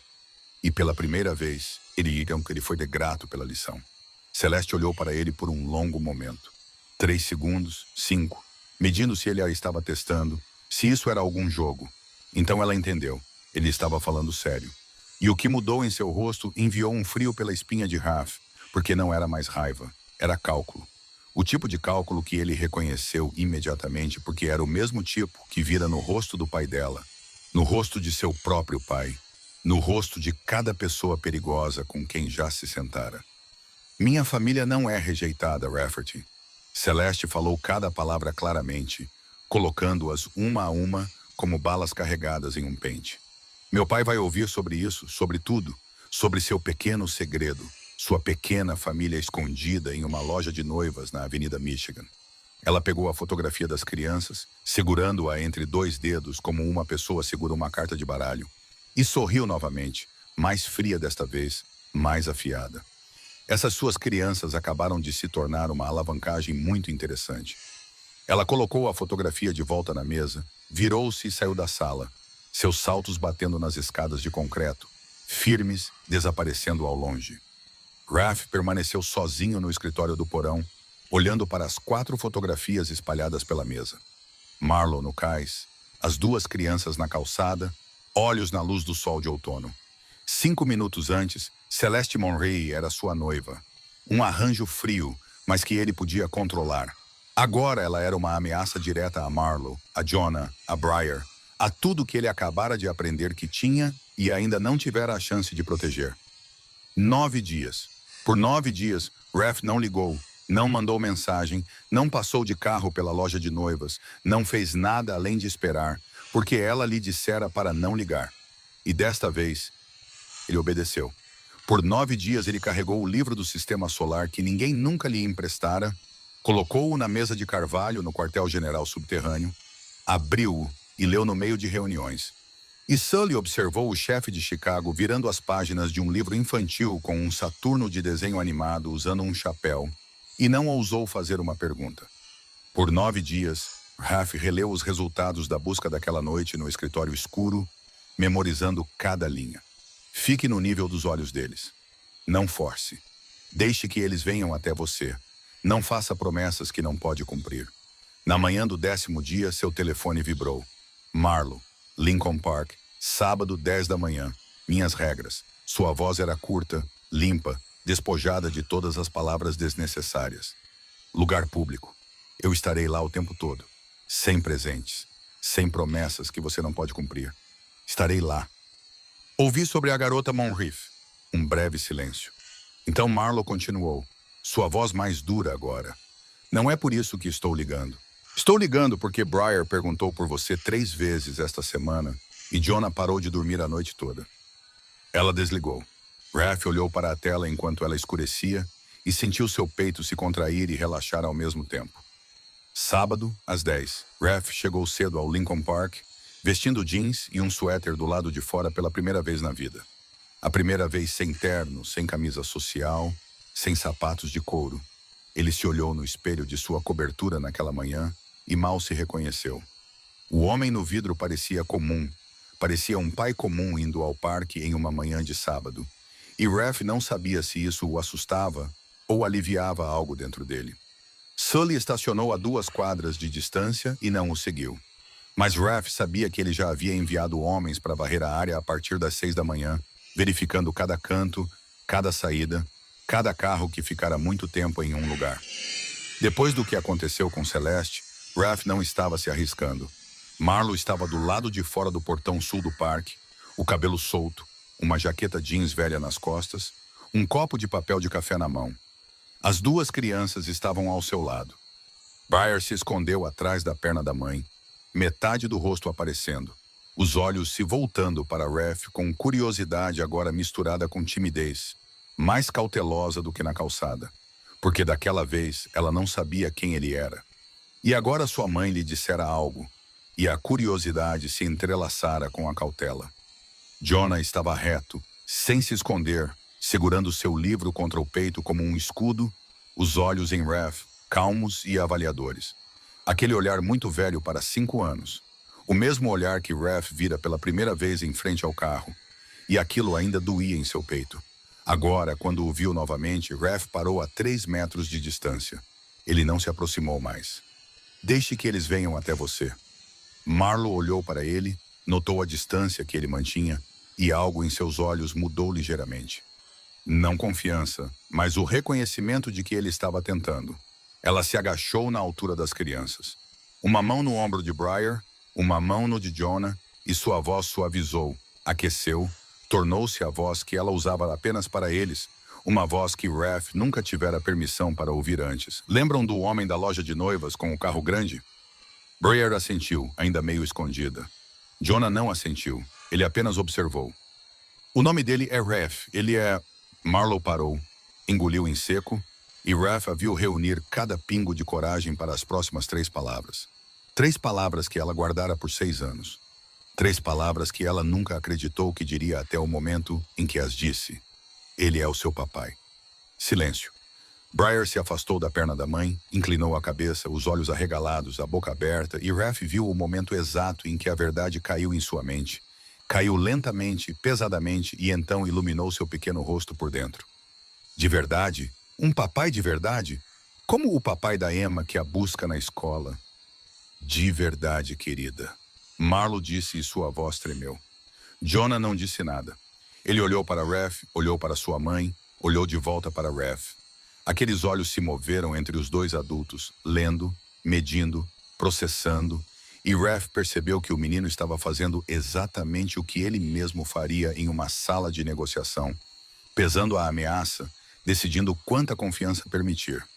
Então Jonah fez sua pergunta. Sua voz era suave e clara, mas pousou com o peso de uma pedra jogada em água parada. Você vai fazer a mamãe chorar de novo? Raf sentiu a pergunta atingir o centro de seu peito como uma bala. Nenhuma armadura corporal poderia detê-la, porque seu filho de 5 anos não perguntou por que seu pai nunca veio. Não perguntou onde ele esteve por 6 anos. Não fez nenhuma das perguntas que Raph se preparara para responder. O menino perguntou se ele ia fazer sua mãe chorar de novo, porque essa era a única coisa que importava para Jonah: proteger sua mãe, impedi-la de quebrar. O trabalho que ele de alguma forma assumira em uma idade em que nenhuma criança deveria carregar nada. Raph se ajoelhou lentamente, não de uma vez, deixando seus joelhos tocarem a grama, deixando seus olhos se nivelarem com os de Jonah, com os de Breer, e ele olhou para seu filho com olhos exatamente como os seus, e disse lentamente, claramente, cada palavra, um voto que ele sabia que morreria cumprindo. Não, eu vou tentar muito, muito mesmo, nunca mais fazê-la chorar. Jonah olhou para ele por um longo tempo, lendo-o, e Raph deixou o menino lê-lo. Não se escondeu, não colocou uma máscara. Pela primeira vez em sua vida, deixando outro ser humano olhar diretamente para dentro dele, sem nada para se proteger. Então Jonah assentiu.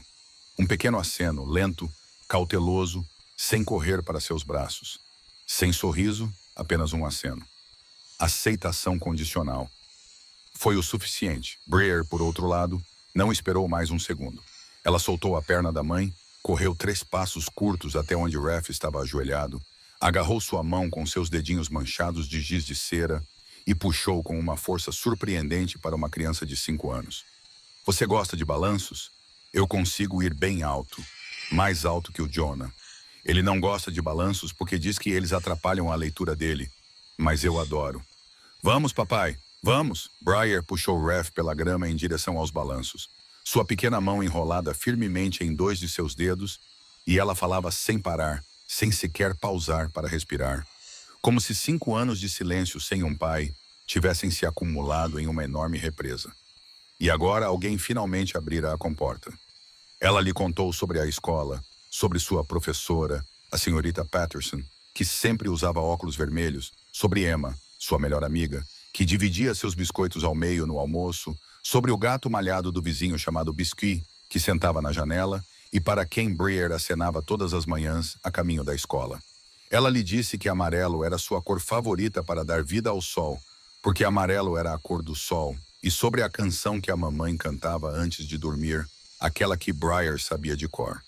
Mas Jonah não, porque Jonah dizia que gostava mais de ouvir do que de cantar. Raph ouviu. Ele ouviu cada palavra. Não interrompeu, não perguntou, apenas ouviu. E cada pequena informação que ela jogava no ar era mais um pedaço dos 5 anos que ele havia perdido. Cada nome que ela mencionava era alguém no mundo de sua filha que ele nunca soube que existia até esta manhã. Ela subiu no balanço. Raph deu-lhe um empurrão suave e Breer voou para frente e para trás e voou novamente, rindo em explosões brilhantes, suas pernas chutando o vento, seu cabelo esvoaçando atrás dela. E cada vez que o balanço subia mais alto, ela gritava: "Mais alto, papai! Mais alto!" E a palavra papai saía de sua boca tão naturalmente quanto respirar, como se sempre estivesse lá, esperando para ser dita. Jonah não foi para os balanços. Ele sentou-se em um banco de madeira próximo com seu livro aberto no colo, lendo ou fingindo ler, porque a cada 2 ou 3 minutos, seus olhos deixavam a página e se voltavam para Raph, verificando, medindo como um guarda em uma torre de vigia, certificando-se de que este homem estranho não fizesse nada de errado, não fizesse a mamãe chorar, não desaparecesse. Marlo sentou-se em um banco de pedra mais longe, ambas as mãos enroladas em seu copo de café de papel, observando os 3. Ela não sorriu, mas também não o impediu. E Raph sabia que para Marlo, não impedir já era muito. Depois que Breer se cansou dos balanços, ela arrastou Raph para a grama e tirou de sua pequena mochila um bloco de papel grosso com uma capa dura e cantos enrolados, pesado com camadas de cera colorida vibrante, seu caderno de maravilhas. Ela virou as páginas uma por uma para mostrar a ele, e cada página era um pequeno mundo colorido de cera. Mamãe com cabelo castanho, Jonah lendo, Biscuit, o gato, sorvete de morango, um sol amarelo, um arco-íris. Então ela parou em uma página perto do final. Sua pequena mão segurava a borda do papel, hesitante agora. E pela primeira vez desde que conheceu Raph, ela ficou quieta. O desenho era simples, 4 pessoas. Uma figura média com cabelo castanho no meio, duas pequenas de cada lado de mãos dadas, e uma figura alta na borda, desenhada com giz de cera preto, sem rosto, um espaço oval em branco acima do pescoço, onde deveriam estar os olhos, o nariz e a boca.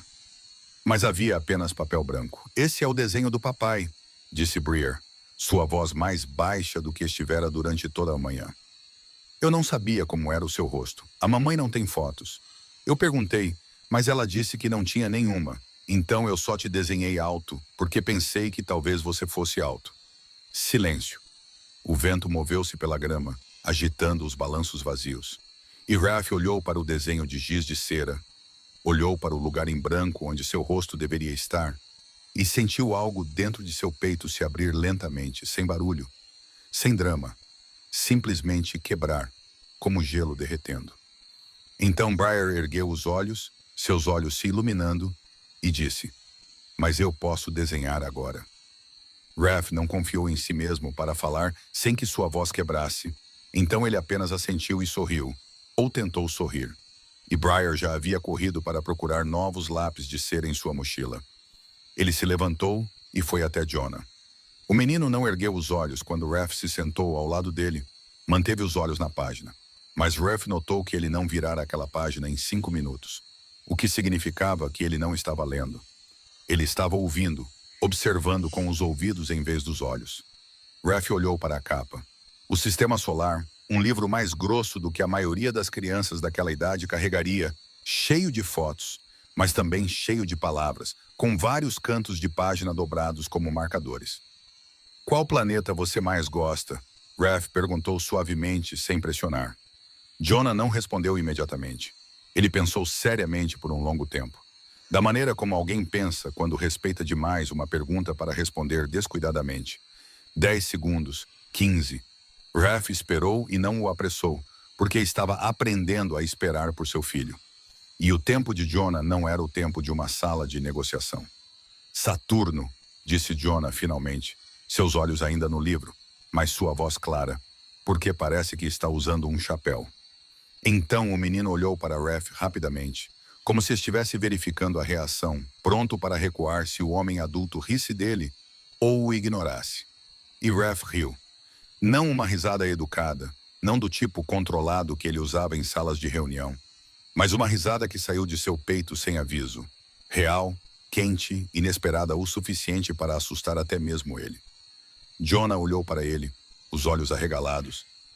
E pela primeira vez, algo mudou naquele rosto que sempre fora sério demais. Um lampejo de surpresa, como se o menino nunca tivesse imaginado que seu pai soubesse rir, porque o pai fora apenas a sombra alta e sem rosto no desenho de Briar. E as sombras não riam. Eles sentaram-se lado a lado por mais 10 minutos, Jonah virando as páginas para mostrar a Raph os anéis de Saturno, explicando que os anéis eram feitos de gelo e rocha. Sua voz carregava uma gravidade profissional, como se estivesse apresentando um relatório de pesquisa. E Raph ouvia, assentia, fazia mais perguntas, deixava Jonah falar, porque cada palavra que o menino oferecia era mais um pequeno tijolo na ponte que estava sendo construída entre eles. Quando chegou a hora de ir embora, Marlowe estava no portão do parque esperando. Briar correu e se enrolou na perna de Raph, abraçando com força. Depois soltou e correu de volta para a mãe. Jonah veio mais devagar. Ele parou na frente de Raph, olhou para cima e fez algo para o qual Raph não estava preparado. Ele tirou o livro do Sistema Solar de debaixo do braço e o colocou cuidadosamente nas mãos de Raph, como se estivesse entregando algo precioso. Você pode pegar emprestado para saber sobre Saturno. Então ele se virou e correu atrás da mãe, sua pequena mochila balançando nas costas, sem olhar para trás. Raph ficou lá no portão do Lincoln Park, a luz do sol de outubro caindo sobre a grama, um livro infantil fino em suas mãos, e pesava mais do que qualquer contrato, qualquer acordo, qualquer juramento de lealdade que ele já recebera em 12 anos de poder. Uma semana depois, quarta-feira à tarde, 5h45, 15 minutos antes de fechar, Marlowe estava arrumando os provadores, pendurando novamente os vestidos que as clientes haviam experimentado naquela tarde, verificando botões, alisando rendas, O trabalho familiar que suas mãos faziam automaticamente enquanto sua mente ainda estava na manhã de sábado no Lincoln Park. Na maneira como Briar dissera papai tão naturalmente quanto respirar, no pequeno aceno de Jonah, em Raph ajoelhado na grama com os olhos bem abertos e nada escondido neles. A campainha da porta tocou. Marlo foi até o balcão, a saudação usual já na ponta da língua, mas morreu ali no momento em que viu quem estava na porta. Celeste Monref, sozinha, sem amostra de vestido, sem catálogo, sem nenhum vestígio de propósito de compra em seu rosto.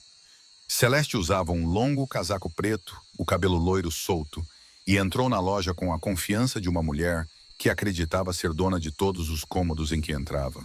Ela olhou ao redor lentamente, como se estivesse avaliando um imóvel, depois fixou os olhos em Marlo. Não estou aqui por um vestido. A voz de Celeste era leve, cortês, o tipo de cortesia que Marlo reconheceu instantaneamente porque ouvira aquela voz uma vez antes, 6 anos antes, no escritório de Pennincade, quando ele servira chá e colocara o envelope de fotografias na mesa. A voz de alguém prestes a arruinar uma vida enquanto ainda mantinha um sorriso no rosto. Você e seus filhos vão sair de Chicago novamente, silenciosamente, como fizeram há 6 anos. E desta vez vocês vão ficar longe. Marlo sentiu o sangue subir para os ouvidos. Ela podia ouvir seu próprio coração batendo dentro da cabeça. Mas não recuou. Não tremeu porque 6 anos a ensinaram que tremer era um luxo. Um luxo que uma mãe solteira não tinha o direito de ter. Saia da minha loja. Sua loja? Celeste sorriu e deixou seu olhar percorrer a sala mais uma vez. É encantador, realmente. Toda essa vida que você construiu, vendendo vestidos que não pode comprar, criando 2 filhos com um salário mínimo, fingindo que é invisível. É muito corajoso, mas a coragem não vai te proteger da minha família. Celeste deu mais um passo para dentro da loja, seus saltos batendo no chão de madeira. Meu pai controla metade dos portos da costa leste. Ele tem juízes, ele tem senadores. Ele tem pessoas em agências cujos nomes você nunca ouviu falar. Uma ligação, Marlo. É tudo o que é preciso. Uma ligação e seu visto de trabalho é sinalizado. Seu senhorio recebe uma visita. A escola de seus filhos recebe uma denúncia anônima sobre uma mãe inadequada. Cada palavra foi colocada com precisão, medida como o golpe de uma lâmina cirúrgica. Celeste não estava gritando, não estava fazendo ameaças altas. Ela estava sussurrando, e sussurros são sempre mais assustadores. Mamãe. A voz de Briar veio da sala dos fundos, pequena e sonolenta. A menina acabara de acordar no sofá onde as crianças geralmente esperavam, enquanto a mãe fechava a loja. Marlo agiu rápido. Sem pensar, puro instinto, ela se moveu em direção à porta da sala dos fundos e colocou seu corpo entre Celeste e o batente da porta, onde sua filha estava do outro lado, bloqueando completamente a linha de visão. Suas costas estavam retas, seus ombros abertos, ambos os braços pendendo ao lado do corpo, mas suas mãos cerradas em punhos. 6 anos sozinha transformaram Marlo em muitas coisas. Mas antes de tudo, acima de tudo, ela era mãe. E ninguém, nem a máfia, nem bilionários, nem a filha de qualquer chefe do crime, tinha permissão para ficar entre ela e seus filhos. Olha agora. A voz de Marlo era baixa, nivelada, sem tremor. Celeste olhou para ela, leu-a e o sorriso nunca desapareceu. Ela não tinha medo de Marlo. Não precisava ter, porque sua arma não era um punho. Era uma ligação telefônica. 72 horas, Marlo. Depois as coisas ficam desagradáveis. Celeste se virou e caminhou até a porta, seus saltos batendo no chão de madeira em um ritmo constante. A campainha sobre a porta de vidro tremeu suavemente quando se fechou atrás dela. Marlo ficou lá no meio da loja de noivas vazia, os punhos cerrados, o peito subindo e descendo. E da sala dos fundos, Briar chamou novamente. Mamãe, estou com sede, na voz comum de uma criança que não sabia de nada. Sully ligou para Raph 30 minutos depois com notícias ainda piores. Penn havia contatado a família Monref. Celeste não agira sozinha. Ela contara ao pai sobre as crianças. E agora o chefe Monref via o noivado rompido não apenas como um insulto, mas como prova de que Raph enganara sua família desde o início. Território, portos, linhas de abastecimento. Tudo estava em jogo e tudo estava tremendo. Mas a ligação que mudou tudo para Raph não veio de Sully. Veio de Marlo, às 9 daquela noite. E sua voz não estava em pânico, não estava chorando, não estava pedindo ajuda. Sua voz estava com raiva, raiva limpa, raiva afiada. A raiva de alguém que já aguentou o suficiente. Seu mundo acabou de entrar na minha loja e ameaçou meus filhos. Marlo, eu... Cale a boca. Eu não terminei. Silêncio do outro lado da linha. Raph ficou em silêncio. Conserte isso. Não por mim. Eu sobrevivi 6 anos sem você e sobreviverei mais 60 se precisar. Conserte isso porque é a sua bagunça. Rafferty, sua noiva, seu pai, seu mundo, derramou no meu. Derramou no mundo deles. Você deve a Jonah e Briar um mundo onde ninguém aparece no local de trabalho da mãe deles e ameaça destruir tudo o que eu construí para eles. Então, conserte isso. Ela desligou. Ela não esperou por uma promessa. Não esperou por um plano. Não esperou que ele dissesse eu vou, ou me desculpe, ou qualquer outra palavra. Ela desligou porque não precisava de um herói. Ela precisava que ele limpasse os destroços que pertenciam a ele. Marlo trancou a porta do apartamento no 3º andar pela primeira vez às 7 daquela noite. Depois de alimentar as crianças com macarrão com queijo, a única coisa que ela conseguiu cozinhar com as mãos firmes o suficiente para não derramar a panela, ela verificou a fechadura uma segunda vez às 7h30, depois de dar banho em Briar. A terceira vez veio às 8, depois de ler para as crianças. E desta vez ela ficou na porta por mais tempo, uma mão apoiada na tranca, ouvindo passos na escada, portas se fechando no andar de baixo, carros na rua, separando cada som como um soldado separa tiros distantes de algo próximo. Briar não notou nada de incomum. Ela sentou-se no chão da sala de estar, desenhando um novo quadro, o quadro do papai com um rosto desta vez, aquele que ela havia prometido. Sua língua presa entre os lábios em concentração, um lápis de cera cinza azulado na mão, enquanto tentava combinar a cor de seus olhos exatamente. Mamãe, podemos ir ao parque amanhã? Quero mostrar ao papai meu novo desenho. Hoje não, querida. Mas amanhã, veremos. Briar aceitou e voltou a desenhar. Mas Jonah não desenhou. Ele sentou-se no sofá com um livro no colo, mas seus olhos nunca deixaram sua mãe. Ele observou Marlo verificar a fechadura pela terceira vez. Observou sua mão descansar na tranca. Observou a maneira como ela inclinava a cabeça para ouvir em direção à escada. E naqueles olhos havia um entendimento silencioso, o tipo de entendimento que nenhuma criança de 5 anos deveria ter. Então Jonah fez algo que apertou o peito de Marlo até que ela mal conseguia respirar. Ele deslizou do sofá, foi até o canto da cozinha, puxou a pequena cadeira de madeira em que costumava sentar para o café da manhã, arrastou-a pelo chão até a porta da frente, virou-a para a entrada, subiu nela, abraçou seu livro contra o peito e olhou diretamente para a porta trancada como se estivesse de guarda. 5 anos de idade, sentado em uma cadeira de madeira perto da porta, segurando um livro sobre dinossauros e criaturas pré-históricas, guardando a porta para sua mãe. Ninguém lhe disse para fazer isso. Ninguém o ensinou. Ele aprendeu sozinho, assim como se ensinou a ler aos 4 anos, assim como se ensinou a não fazer perguntas quando sua mãe chorava. Ensinou-se a ficar quieto quando ela estava com medo. Ensinou-se a se tornar o único protetor que ela tinha em um mundo que ela tinha motivos para temer.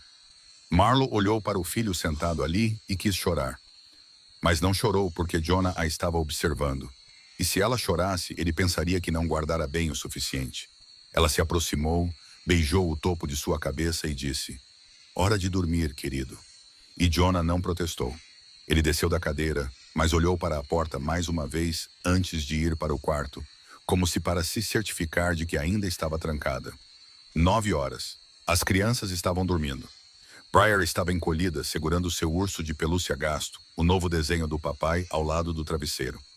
Jonah estava deitado de costas com um livro no peito, seu rosto apenas se livrando do fardo que carregava durante o dia quando o sono finalmente o tomou. Marlo sentou-se sozinha na mesa da cozinha, uma xícara de chá frio nas mãos. O apartamento estava silencioso, quebrado apenas pelo zumbido fraco da geladeira, os sons esparsos do tráfego lá fora e a respiração constante de seus filhos vindo do quarto entreaberto. Ela não sabia onde Raph estava. Ela não sabia o que ele estava fazendo. Ela não sabia o que consertar isso significava em seu mundo. O mundo do qual ela fugira 6 anos antes, porque engolia pessoas comuns inteiras. Ela só sabia esperar. E ali, naquela pequena cozinha do terceiro andar, com a luz da rua caindo pelas cortinas em barras na parede, Marlo Ashford fechou os olhos, envolveu as duas mãos em seu chá frio e, pela primeira vez em 6 anos, rezou para que um homem com o nome Concade voltasse para casa são e salvo. 6 dias depois, às 10 de uma noite de terça-feira, uma batida soou no apartamento do terceiro andar. Suave, 3 batidas, uniformemente espaçadas, nem urgentes nem hesitantes. Marlo se levantou da mesa da cozinha, onde se sentara todas as noites nos últimos 6 dias esperando, foi até a porta, olhou pelo olho mágico e viu Raph. Ela abriu a porta, e a primeira coisa que viu não foram seus olhos, não foi seu rosto, mas sua mão direita. Bandagens brancas firmemente enroladas em sua mão e pulso, não limpas, com uma mancha vermelha escura vazando ao redor de seus dedos e pela palma da mão. O vermelho ficava marrom nas bordas, mas ainda fresco no meio, o que significava que a ferida ainda estava vazando.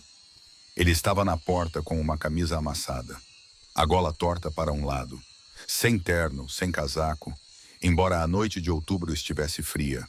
As olheiras sob seus olhos eram tão profundas que pareciam machucadas, e ele estava mais magro do que 2 semanas antes no Lincoln Park. Suas maçãs do rosto mais afiadas, sua mandíbula mais pronunciada, como se os últimos 6 dias tivessem esculpido pedaços dele por dentro. Mas seus olhos estavam brilhantes, cansados, mas brilhantes. O tipo de brilho que um homem carrega depois de atravessar uma tempestade e saber que ainda está de pé. Marlo perguntou, sua voz desprovida de emoção. Mas seus olhos pousaram no sangue acastanhado que vazava pela bandagem branca por mais tempo do que ela queria. O custo de manter uma promessa. Raph disse isso sem sorrir, sem encenar. Apenas a verdade na voz rouca de um homem que não dormia o suficiente há quase 2 semanas. Marlo não o convidou para entrar. Ela ficou na porta, uma mão ainda segurando a porta aberta, apenas o suficiente para uma pessoa, e esperou. Raph entendeu. Ela precisava saber antes de deixá-lo cruzar qualquer limiar. Meu pai foi destituído do poder, disse ele, sua voz baixa, porque as crianças estavam dormindo lá dentro e as paredes de um apartamento de terceiro andar eram finas. Os capos votaram. Ele foi aposentado na propriedade nos subúrbios, ainda vivendo confortavelmente, mas sem autoridade, sem homens, sem influência. Está feito. Ele fez uma pausa. Moncrief renegociou, não com um casamento, mas com território. Eu cedi o lado oeste, cerca de 30% do que eu tinha, portos, rotas de navegação, alguns restaurantes, o suficiente para Moncrief salvar a face e o suficiente para Celeste aceitar um novo arranjo em vez de um casamento. E sua mão. Nem todos concordaram com a votação. Raph olhou para a bandagem. Um dos capos, ainda leal ao meu pai, reagiu. Houve uma briga, curta, mas não limpa. Sully levou um tiro de raspão no ombro. Ele está bem. Minha mão atravessou o vidro quebrado. Pessoas se machucaram. Marlo disse isso não como uma pergunta. Pessoas sempre se machucam no meu mundo. Raph olhou para ela. A diferença é que desta vez eu pude escolher por quem estava lutando. Silêncio. De dentro do apartamento vinha o zumbido fraco da geladeira. E o som constante da respiração das crianças vinha do quarto entreaberto. Raph olhou para aquela porta e Marlo o viu olhar. Viu como seus olhos mudaram quando se voltaram para o som da respiração de seus filhos. Mais suaves agora, mais brilhantes agora, totalmente diferentes do homem que acabara de falar com voz monótona sobre destituir seu pai do poder e ceder 30% de seu império. Ela recuou. Ela não disse nada, apenas recuou. E Raph entendeu aquilo como o convite, e ele cruzou o limiar para o pequeno apartamento pela primeira vez. Paredes estreitas amarelo pálidas com tinta descascando nos cantos, uma pequena cozinha que se abria para a sala de estar, uma pequena mesa com 2 cadeiras, um sofá velho com marcas de giz de cera no apoio de braço. Os desenhos de Briar cobriam a geladeira presos com ímãs. Uma pequena estante de livros ficava no canto, abarrotada, a maior parte de livros infantis, mas com alguns romances mais grossos na prateleira de cima que Marlo lia depois que as crianças dormiam. Ele foi até a porta do quarto e parou. Ela estava entreaberta, a luz suave de uma luz noturna em forma de estrela se derramando, jogando pequenos pontos de luz no teto do corredor. Ele olhou para dentro, uma pequena cama compartilhada com lençóis estampados com nuvens e arco-íris. Briar encolhida do lado esquerdo, agarrando um urso de pelúcia gasto com o enchimento achatado de um lado, seu cabelo espalhado pelo travesseiro, a boca ligeiramente aberta. O desenho do papai com o rosto que ela fizera no parque estava na mesinha de cabeceira, encostado na parede como as fotos de família emolduradas que outras casas pendurariam. Jonah estava deitado de costas do lado direito, uma mão ainda apoiada em um livro mesmo dormindo. O livro de dinossauros e criaturas pré-históricas que ele acabara de pegar emprestado na biblioteca. Um dedinho enfiado entre as páginas para marcar seu lugar. A lâmpada de estrela girava lentamente no teto, espalhando pequenos pedaços de luz pelas paredes. Os lençóis, os rostos das duas crianças dormindo, e Raph ficou ali olhando para o mundo que Marlo construíra em 6 anos. Este mundo tão pequeno, tão imperfeito, lençóis de arco-íris e um ursinho de pelúcia achatado. E era mais bonito do que qualquer cobertura, qualquer propriedade, qualquer quartel-general que ele já possuíra. Marlo estava atrás dele, encostada na parede do corredor, os braços cruzados sobre o peito. Este é o mundo deles. Pequeno, não perfeito, mas seguro. Raph não se virou. Ele olhou para a estrela girando no teto, olhou para a luz caindo sobre o rosto de Jonah, sobre o cabelo de Briar, e disse tão baixo que Marlo teve que se inclinar para ouvi-lo claramente. Vou me certificar de que continue assim. Silêncio. Então Raph falou novamente, ainda sem se virar. Porque esta frase não era para Marlo. Era para as duas crianças dormindo lá dentro, que não tinham ideia de que seu pai estava na porta. Meu pai, antes de o levarem, disse que eu pintei um alvo nas costas deles. Que todo inimigo que eu tenho mirará na coisa que eu mais amo. Ele fez uma pausa. Eu disse a ele que vou me certificar de que eles tenham mais medo de mim do que dele. Marlo olhou para suas costas, olhou para a bandagem branca manchada de sangue, olhou para a gola torta de sua camisa, olhou para o homem que perdera 30% de seu império e derramara sangue para manter sua promessa a ela. E ela pensou em 6 anos de fuga, em papelão enfiado nas solas dos sapatos, em Jonah arrastando uma cadeira para a porta para ficar de guarda, em todas as noites que ela se sentara sozinha nesta mesa da cozinha, imaginando se a vida algum dia seria menos pesada. Ela olhou para ele por um longo momento. Então ela abriu a porta do apartamento mais amplamente. Ela não disse entre, ela não disse fique, ela não disse nada. Ela apenas abriu a porta mais amplamente e isso foi o suficiente. Na tarde de sábado seguinte, Raph estacionou a 1 quadra da pré-escola Lakeview e caminhou até o portão. Era a primeira vez que ele ia buscar as crianças sozinho. Sem Marlo ao seu lado, sem rede de segurança, apenas ele e o cartão de retirada que Marlo registrara na escola na semana anterior. Ele estava entre as outras mães e pais, jeans e um suéter agora seu uniforme de sábado habitual, e se sentia estranho de uma forma que nenhuma negociação, nenhuma briga jamais o fizera sentir. Estranho porque era comum, porque ele estava na fila para buscar seus filhos depois da escola como um pai comum. E essa normalidade valia mais do que qualquer coisa que ele já possuíra. O sino da escola tocou. As portas se abriram. As crianças saíram como um bando de pardais. Mochilas balançando nos ombros, sapatos empoeirados de areia, risadas e gritos por mamãe e papai, e vovó e vovô enchendo o pátio.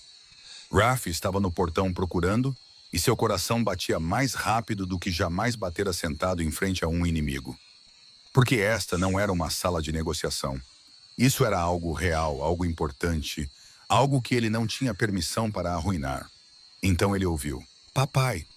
Briar veio correndo pela multidão de crianças, suas Marias Chiquinhas voando, sua mochila rosa balançando, seu rosto brilhando de alegria, e ela se jogou direto nas pernas de Raph, abraçando-o com tanta força que ele teve que dar um passo para trás para manter o equilíbrio.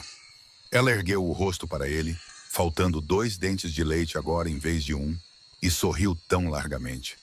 Raph pensou que seu coração não poderia conter mais do que já continha. Mas continha. Continuava se esticando, continuava abrindo espaço. Papai, olha o que eu fiz. Briar tirou uma folha de papel de sua mochila, com cuidado, como se estivesse tirando um tesouro. Um desenho de giz de cera. 4 pessoas como o antigo, mas diferente de uma maneira. A figura alta na borda tinha um rosto desta vez. Olhos coloridos com 2 lápis de cera misturados, cinza e azul. Ela tentara combinar a tonalidade exatamente. E o resultado não era preciso. Mas era perfeito da maneira que apenas o desenho de uma criança de 5 anos pode ser perfeito. Um nariz, um pouco torto, uma boca curvada para cima em um sorriso. O papai tinha um rosto. O papai sabia sorrir. Raph pegou o desenho em sua mão e olhou para ele por um longo tempo. Tanto tempo que Briar puxou levemente sua mão e perguntou: "Você gostou?" E ele teve que engolir 2 vezes antes de conseguir dizer: "Eu amei." Sem que sua voz quebrasse, Jonah saiu atrás dela, mais devagar. Um novo livro debaixo do braço, sua mochila azul marinho nos ombros. Ele parou na frente de Raph, olhou para cima e assentiu. Um aceno como o do Lincoln Park, mas diferente, porque desta vez havia a sombra de um sorriso no canto da boca do menino. Tão leve que era quase invisível. Mas Raph viu porque aprendera a ler Jonah da mesma forma que um homem lê a página mais importante de sua vida. Cada marca, cada pausa, cada silêncio. Briar pulava na ponta dos pés e puxava a mão de Raph. "Podemos ir à livraria?" "O Jonah quer o livro de dinossauros. Ele fala sobre isso a semana toda." Jonah olhou para a irmã com a paciência de um irmão mais velho, já acostumado a suportar exageros. "É sobre fósseis e paleontologia?" ele disse solenemente. "Não apenas lagartos grandes. Há uma grande diferença, Briar." Raph olhou para o filho, olhou para a filha, olhou para o desenho de giz de cera em sua mão, onde o papai sabia sorrir, e disse: "Livraria, então." A pequena livraria ficava a 2 quadras da pré-escola. O tipo de lugar familiar com sinos de vento pendurados na porta e o cheiro de papel velho misturado com café, prateleiras de madeira não alinhadas perfeitamente, tábuas do assoalho que rangiam sob os pés, e uma dona de cabelos prateados sentada lá atrás do balcão lendo um livro sem levantar os olhos quando os clientes entravam. Briar entrou correndo primeiro, os sinos de vento tilintando, e foi direto para os livros de colorir e livros de figuras no canto esquerdo, onde estava o puff roxo, uma cadeira que ela claramente usara muitas vezes antes, porque se jogou nela da mesma forma que uma criança se joga em sua própria cama. Jonah entrou mais devagar, com propósito, virou à direita em direção às prateleiras de ciência e natureza, e deixou seus dedos deslizarem pelas lombadas como homens adultos deslizam por índices de arquivos, parando, puxando um livro, verificando o sumário, colocando-o de volta, pegando outro. Raph seguiu Jonah e ficou ao seu lado, sem dizer nada, apenas observando seu filho escolher livros com a seriedade que outras crianças de 5 anos reservam para escolher sorvete. Então ele se agachou ao lado de Jonah, e os dois olharam juntos para o livro de paleontologia que Jonah havia pegado, a capa mostrando o esqueleto de um T-Rex contra um fundo preto. Jonah virou as páginas, apontou para uma foto de um tricerátopo e explicou que os 3 chifres não eram principalmente para atacar, mas principalmente para defesa e para atrair uma parceira. Sua voz era baixa e séria, como se estivesse apresentando um relatório de pesquisa. E Raph ouvia, assentia, fazia mais perguntas. Porque cada minuto que Jonah falava com ele, era um minuto que o menino escolhia confiar nele. E Raph não desperdiçou um único segundo disso. Briar veio correndo do canto do puff, subiu nas costas de Raph sem aviso, envolveu os 2 bracinhos em seu pescoço, apoiou o queixo em seu ombro e começou a rabiscar em um pedaço de papel dobrado equilibrado no topo de sua cabeça, usando as costas do pai como mesa. Raph ficou parado e a deixou desenhar, suas costas um pouco curvadas, porque Briar estava pendurada nele. Uma mão ainda segurando o livro de paleontologia aberto para Jonah ver, e ele parecia tão absurdo que a dona da livraria ergueu os olhos pela primeira vez, observou-os, depois sorriu e voltou a ler. Marlo chegou às 3 da tarde, mais tarde do que pretendia, porque o hospital a mantivera por mais tempo naquele dia. Sua mãe tinha novos resultados de exames, e eles não eram bons, mas também não eram piores. Apenas mais um dia na longa cadeia de dias que não eram bons e não eram piores. Dias que Ruth enfrentava com um sorriso gentil, e Marlo enfrentava segurando a mão da mãe, e depois chorando no carro a caminho de casa. Ela parou na porta da livraria, os olhos um pouco vermelhos, mas secos agora, e olhou para dentro. Raph estava agachado ao lado de Jonah no corredor de ciências. Pai e filho curvados sobre o mesmo livro, parecendo exatamente iguais na maneira como franziam as sobrancelhas quando se concentravam.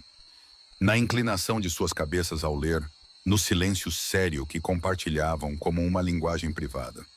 Briar pendurada nas costas de Raph, as pernas balançando, desenhando no papel equilibrado no topo da cabeça do pai, cantarolando alguma musiquinha baixinho com palavras muito confusas para entender. Os sinos de vento balançavam suavemente na porta. A luz do sol da tarde entrava pelo vidro e se derramava pelo assoalho de madeira que rangia. E Marlo ficou ali observando, uma mão agarrando o batente da porta, sem entrar, apenas observando porque este momento era frágil demais para tocar, para interromper. Jonah encontrou o livro que queria. Ele segurou o livro de paleontologia nas mãos, olhou para Raph, e havia uma hesitação no rosto do menino que Raph reconheceu imediatamente, porque aprendera a ler cada expressão que seu filho usava, da maneira como um homem lê um mapa que decide a vida ou a morte.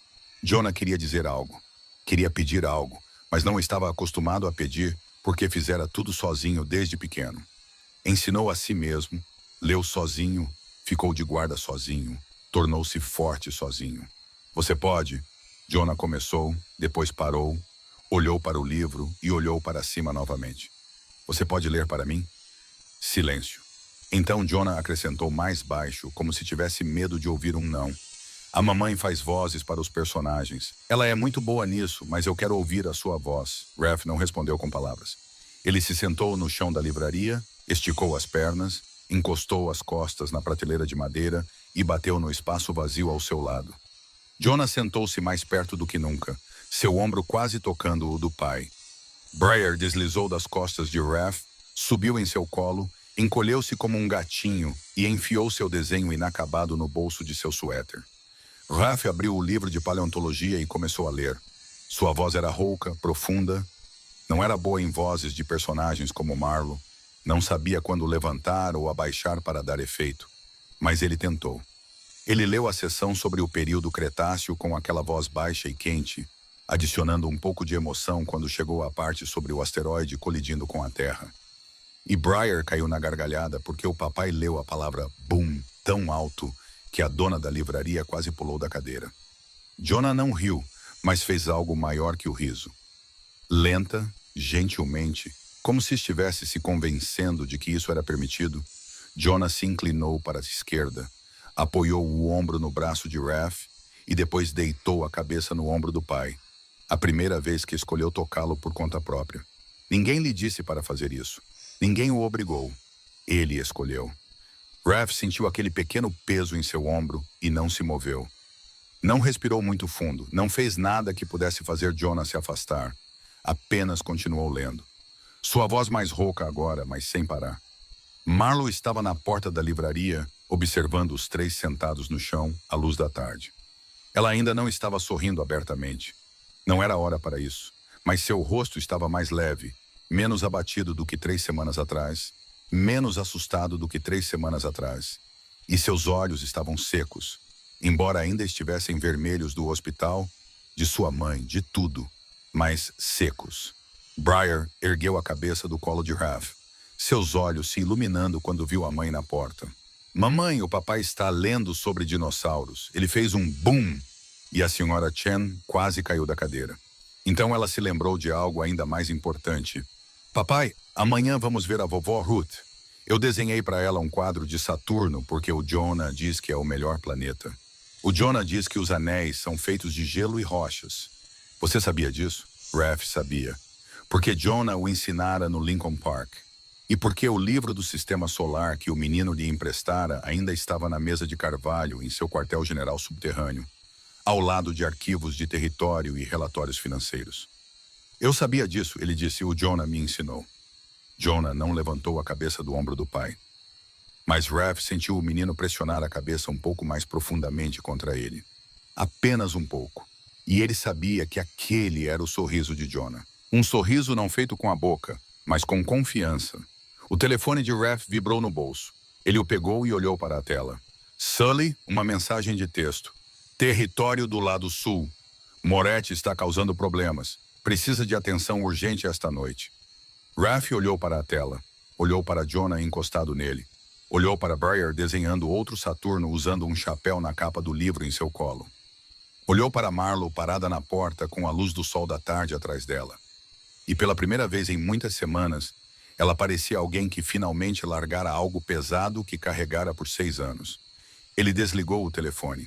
Hoje não. O custo de sua nova vida era alto. Uma aliança quebrada e 30% de um império construído sobre o medo. No entanto, nas ruínas do legado de seu pai, Rafferty finalmente encontrou algo que o poder nunca poderia comprar. Um lar. Ele perdeu a confiança do homem que lhe ensinara tudo, exceto como amar. A ferida em sua mão ainda não cicatrizara completamente, e a nova cicatriz, ao longo de seus dedos, o lembrava todas as manhãs do preço daquela noite. Mas ele encontrou 2 crianças sentadas ao seu lado no chão de uma livraria à luz do sol do fim da tarde. Um menino quieto encostado em seu ombro, enquanto o ouvia ler sobre a era em que os dinossauros desapareceram, e uma menina desenhando o rosto de seu pai, pela segunda vez com giz de cera cinza azulado. E desta vez seu pai tinha um sorriso. E havia uma mulher parada na porta, ainda não perdoando, não esquecendo, mas abrindo a porta. Às vezes o maior poder não é o império que você constrói, não é o território que você toma, não é o medo que você planta nos corações de outras pessoas. Às vezes é aquilo pelo qual você está disposto a perder tudo para proteger. É sua filha gritando "papai" em um pátio de escola. É o aceno cauteloso de seu filho na primeira vez que ele escolhe ver seu pai. É o mundo colorido de cera onde o pai não tem rosto. Depois tem um rosto. Depois tem um sorriso. É o livro do sistema solar que um menino de 5 anos empresta ao pai, para que você saiba sobre Saturno.